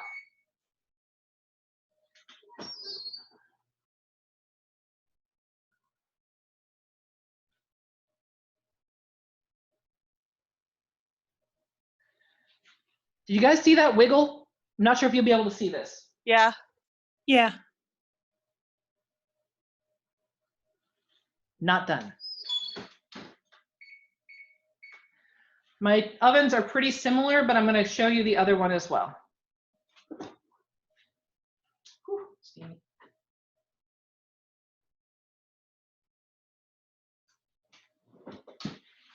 Also not done.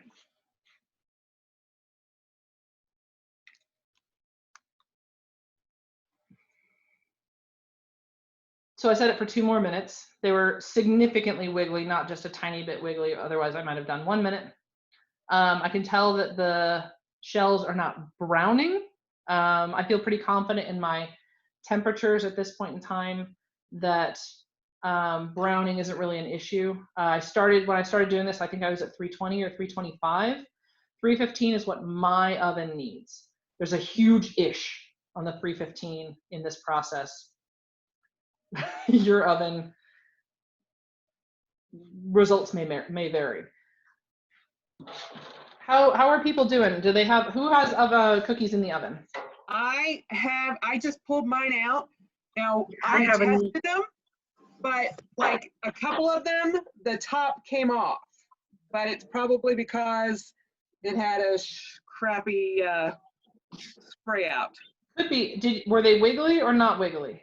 They're not wiggly at all. Okay. Well, then what we really need you to do is share a picture of this.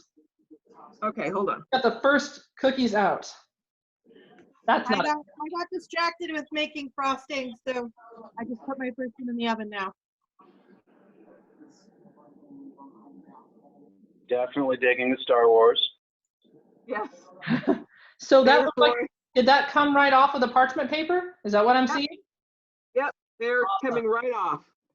Now here's what I need you to do. I assume that's not scaldingly hot anymore? Nope. I need you to stick that into your face and tell us what it tastes like. It's important. Okay, that is way better than the ones that I got at Costco. Well, anything that's fresh is going to be better. These are done. They're done. My first tan is out. I had a couple cracks, but mostly they look beautiful on top. So that one's done. That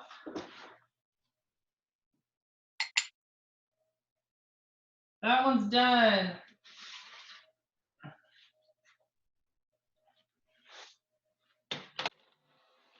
Awkward. Okay, so I have 3.5 minutes. Left on yours, you mean? Yes, and Dave, look, I'll turn it on, but I'm on my laptop, so this might be a weird. No worries. Okay. So basically, you can tell that when I touch it, like there's no wiggling. This little scrunchy bit at the bottom, that's the foot, nice and smooth on the top, and they'll come right off of the paper. That's good. All of these things are good. Yeah.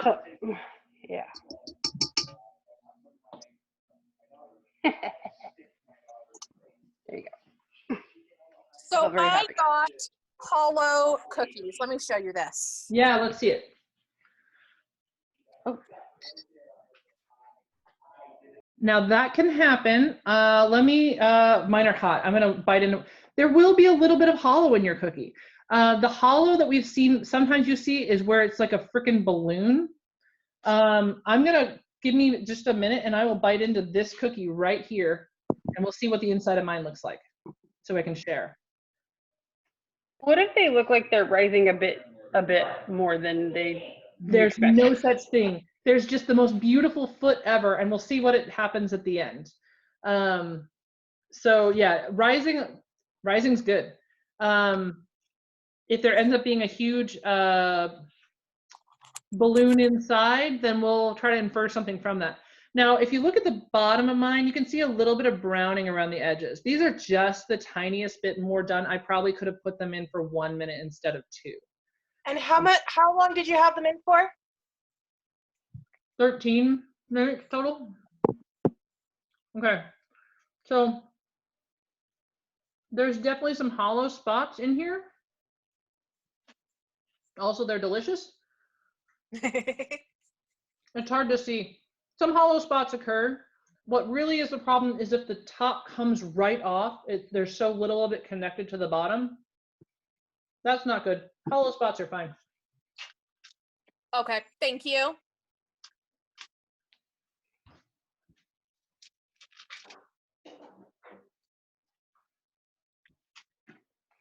So it's a little bit early for me to do this, but if I just keep eating almond cookies, I'll be sad because I missed the lemon curd. So I'm going to show you this last bit here. What you want to do is you want to find a couple cookies that are roughly the same size.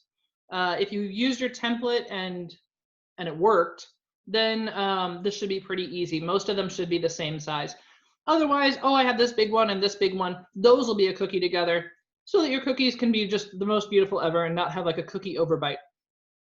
So these two right here, I managed to get to the right size. So it's really as simple as like whatever your topping is. This one was just a little bit more hollow, but it's still going to be delicious.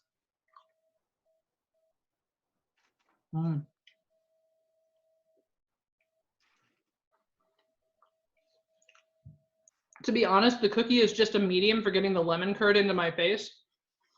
I would wait for them to be a little bit cooler than I did. When I put the lemon curd down, it was pretty stiff. So when I pushed in, the cookie actually kind of, the inside of the cookie kind of cracked instead of the cookie being nice and sturdy. So the center of this cookie, like there's only so much you can push on it. And like I said, this curd is pretty stiff.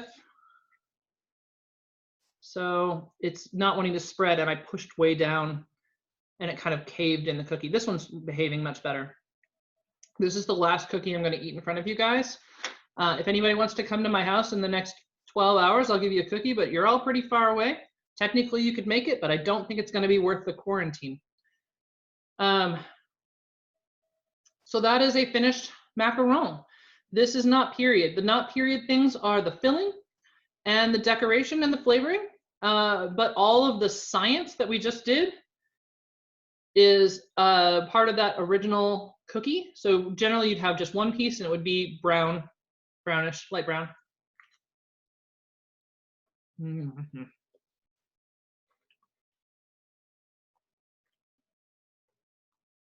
Generally speaking, you're supposed to make them into sandwiches and set them aside for other people to eat.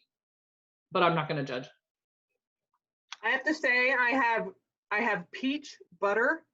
It's the, and it is so fantastic with this. Oh my God. What else? What else do we have?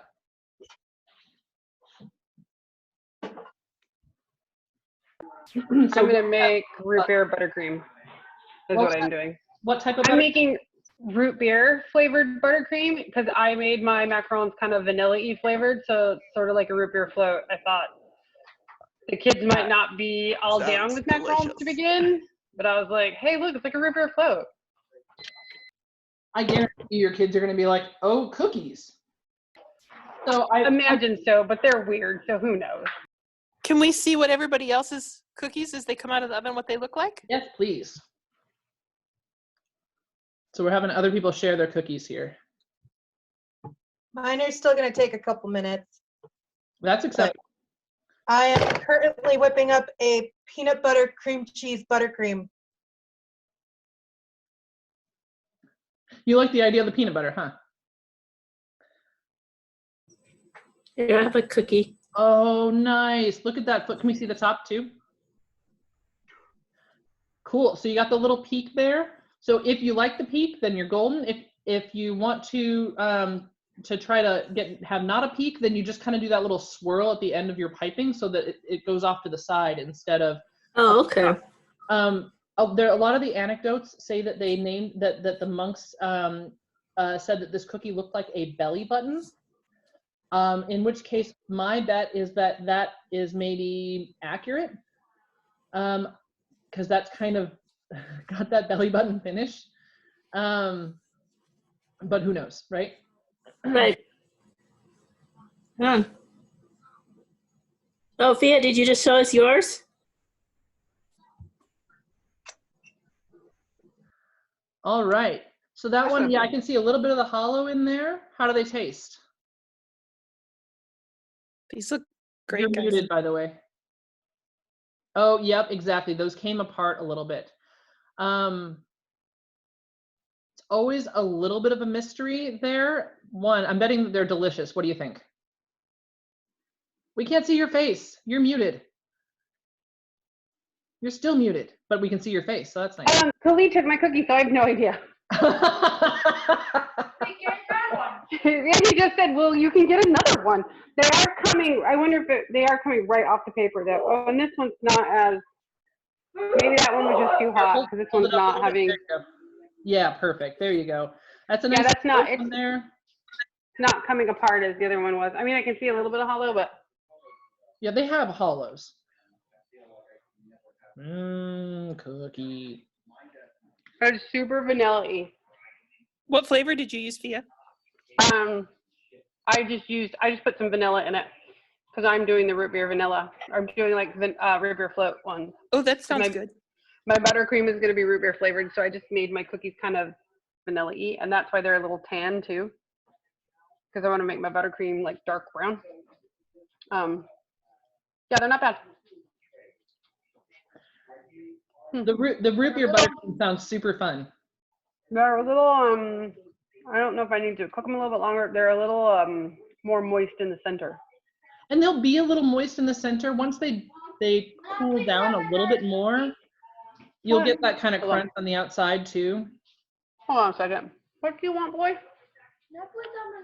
Do you hear him? They're good. Fuse up, Mom. Can I please have another cookie? Come show me your I want a cookie face. Come show the lady. He does want a cookie. I can see it. Yeah. Yeah, he's like, please, Mom.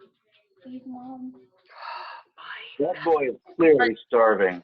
Have him hold his hand up like this and say, without another cookie, I surely shall die. He probably would just be like, no, can I have a cookie? But apparently they are a hit, so. Awesome. So the other flavor that I've got prepped for tonight, just to give you guys some other ideas. Actually, I'll be right back. I'll show you some of the flavors I've got. Oh my gosh, the little jerk took like 5. I am seriously worried because I am working from home all through June, and I'm like, oh God, now I know how to make these damn things. The important thing is that they take forever to make, so really you're burning calories almost. So my husband got me this book. The recipe we're using, by the way, is not in this book. This book is fun for ideas. It is recipes, but they're more filling recipes and that sort of thing.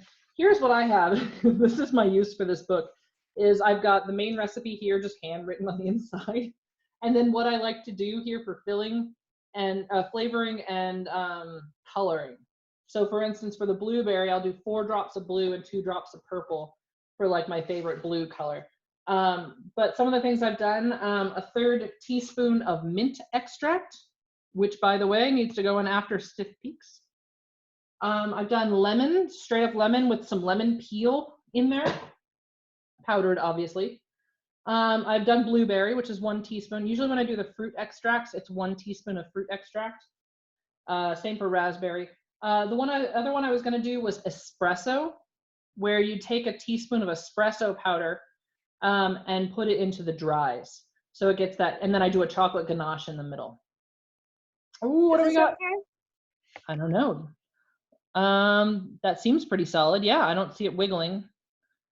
They were only in for 10 minutes, but my it runs hot, so. Well, if it's done wiggling, then they're done cooking. Whether or not the insides are perfect or not, like, let's take them out and find out. Give it a minute before you scald your face off. Oh, and look, I have this sourdough bread that I did earlier today. Ooh. It's been a day. Fast then. What's your sourdough starter's name? Lazarus. Lazarus, that's right. I saw that picture. Somebody posted at one point in time that like half of Britain is in an abusive relationship with their sourdough starter. And I don't know about Britain, but I feel like that's probably a thing here too. Oh, it's super true. It's super true. Although Gloria and I now are on way better terms, but I killed her son, so I'm not sure. Vanderbilt is gone the way. Gaynor is coming up next, though. So does anybody still have cookies in the oven? I do. I have like second pan out. And my second pan. I just put my second pan in, and I have a 3rd pan because I think mine were kind of small. Well, yeah, my second pan is in. I realize that not everybody has 2 ovens. Like that, when we walked into this house, the kitchen was actually the first thing that we saw because the front door, our realtor couldn't get his widget working. And so we literally broke in through the dog door. And by we, I mean Brad, by the way. So came in through the kitchen so he just saw the kitchen, the counter space and the ovens and everything else. And then I actually toured the rest of the house and he's just still looking in the kitchen going, well, can we buy the house?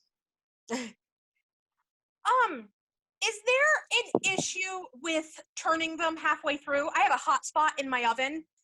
And so can I turn them or are these going to be like a chew pastry where you can't open the oven?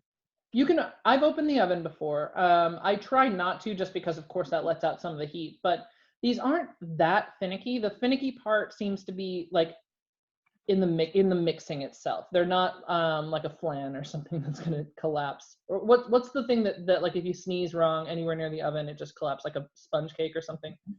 Oh, like an angel food cake? Yeah, something like that. Those are fun. German pancake. So yeah, you can turn it. You can try turning it. The hot spot in the oven does sound like a problem. Understood. You could try turning it.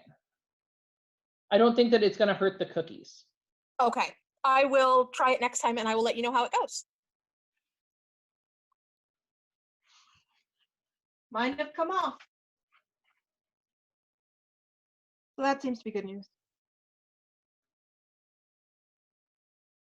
So in case you're ever wanting to do a production line of this, the amount of time that it takes one set to dry is about how much time it probably takes to mix up a second set. So you can just kind of keep going forever until you wish you'd never started this process.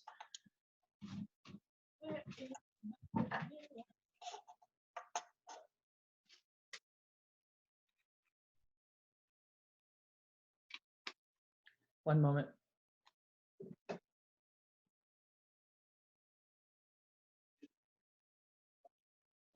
I'm like, Brad, there's cookies. I'll be right there.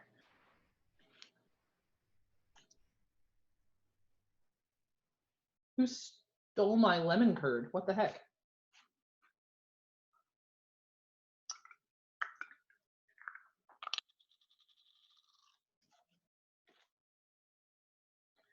And once they're cool enough, like you can just go through and do an assembly line. These are very fragile. If nephew with a basketball, for instance, were to land on your pans, you've just lost half a pan of cookies, for sure. What am I eating? Blueberry lemon. Okay. I've just eaten it into the camera like several times, so it's your turn now.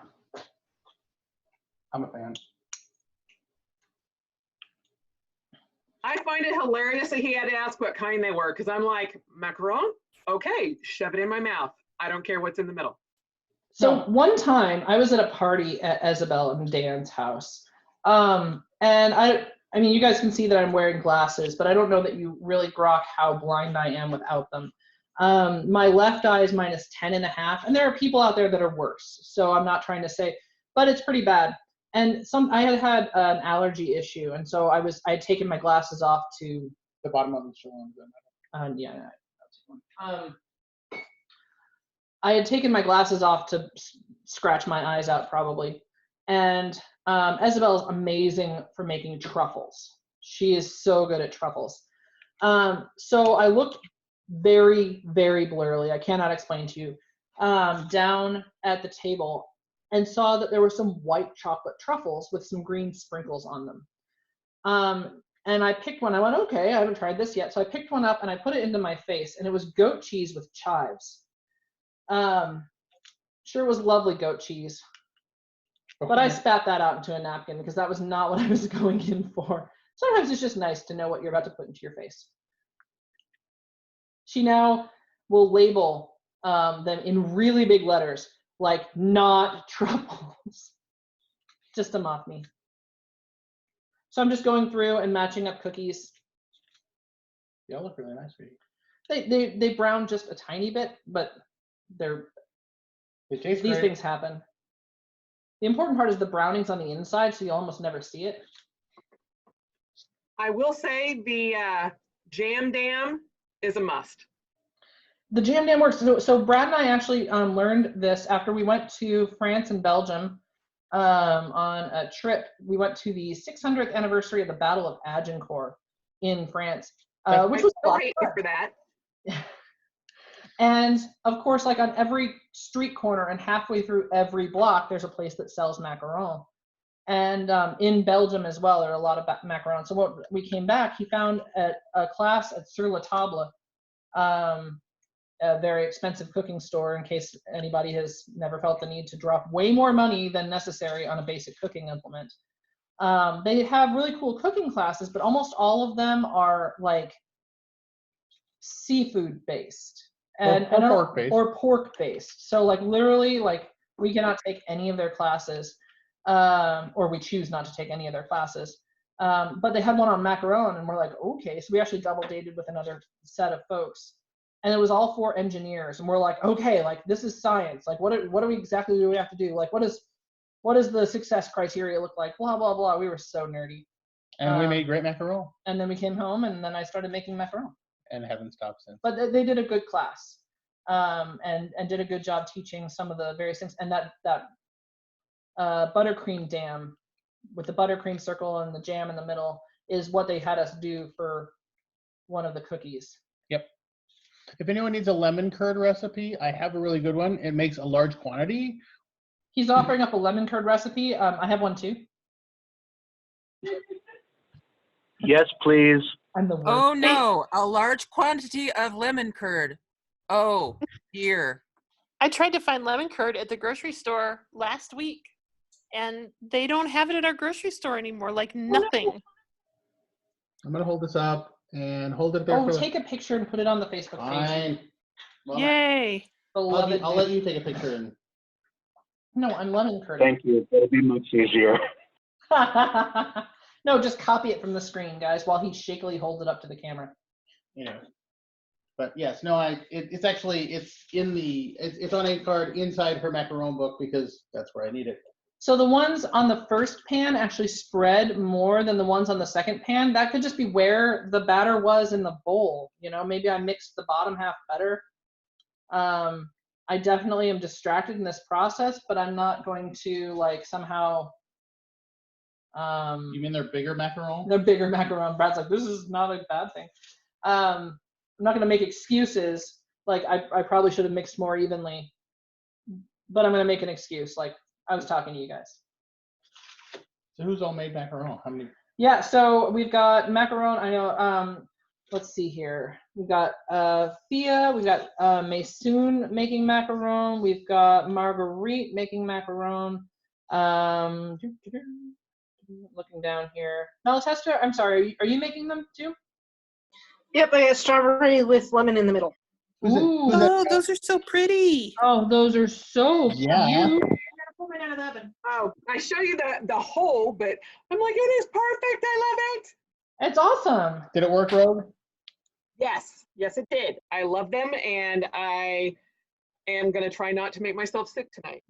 Yeah, seriously, you can eat too many macaron. Like, really, you can. So for those who are of the generous nature like we all are, the upside of making macaron is that they make fabulous fundraisers for various things because they are so decadent and so over the top. People at various fundraisers will pay a lot of money for them. When we're talking to the camera. Yeah, they make good fundraisers. They make good gifts for people you really like, as opposed to anonymous neighbors, because we just spent 2 hours making one batch. They freeze. I wouldn't do this for like a cookie exchange, unless you're exchanging like 4 per person. Or you want to show off. I mean, yeah. If there's a competition, you're trying to show everybody up. That's one thing. You have options. It's true. Okay, so you can sort of see You're talking to somebody who made parents dress for a cookie. This first batch is the first plateful, the first panful is sticking to the parchment paper a little bit. It was fully done, which suggests that maybe it was a little bit runnier. So yeah, there's just all sorts of things. Consistency is important. But yeah, these are a little bit runnier. They're still totally edible, and they're not the sort of run of sticking to the parchment paper that leaves me with anger and sadness. There was literally one time I was like trying to chisel them off. It would have taken less time to just start over than it took me to get them off the flipped parchment paper, and that's saying a lot.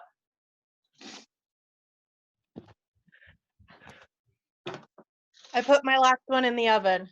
Woo! How many were in the last one? Was it like a partial batch? It was like a little more than half.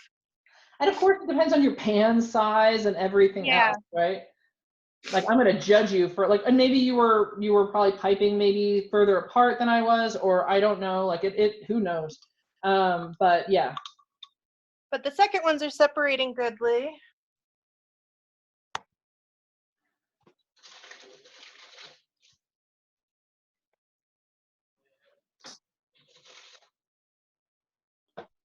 In case your children wonder, no, this is probably not the best breakfast they've ever had. They're kind of hollow in the middle, though. I'm totally eating these for breakfast tomorrow. No, for the kids. For the kids, Oh, yeah. not the best. Like, what do we do for breakfast? Like coffee and a donut? Like, yeah, we're not really that worried about health. But Mom, there's jam in there. That's like fruit. It's a serving of fruit right there. With 8 servings of sugar, yes. Saying that we're wrong, brownies for breakfast is not the perfect way to go. Macarons for breakfast. I mean, I guess there's eggs in them. There's nuts. That's like protein. So as people finish up, we'll wind this down. This has been a lot of fun. I hope that everyone's had fun. Those cooking along, and those listening in. I really appreciate it. And like I said, I'll be editing the heck out of this video. Not like my last weekend's video at all. Less editing than that. And I'll get this posted in the next week. I've got other things that may take precedence. And sorry, I think you were saying it before, but for troubleshooting like the giant hollow, like with the giant bubble in the middle, what is that indicative of? I think that is likely to be maybe your batter is a little bit thin. Oh, really? I honestly, that one is a little bit of a mystery to me. You might check on the Google, see if it has anything to offer on that one. Because they like in every other way, they seem perfect. It's just they're hollow inside. Are they coming off of the parchment paper perfectly? Yes. Can you spread something on it without destroying the inside? I was piping it on, but let me see. I mean, when I tap them with my fingernail, they seem pretty sturdy. Yeah, like the giant hollow in the middle is not necessarily a defect. The defect is when the top comes apart from the bottom. Yeah. Or you can't get it off of the flipping parchment without destroying it. Okay. Those are defects. A giant hollow. My oven may have been running a little bit hot anyway. It could be. I mean, a giant hollow, it just means that a portion of your batter was waterier. There was more moisture in your batter, so that when the heat came, you got a steam pocket. That's a steam pocket right there. And it could be more drying. It could be like having your eggs sit out more. Like here we're into there's a lot of factors that influence things. Yeah. Okay. I just want to point out this right here is not a good cookie. Do you see how there's an overbite on there? Like the little, so this one can't go with the other ones. Yeah, that's defective. I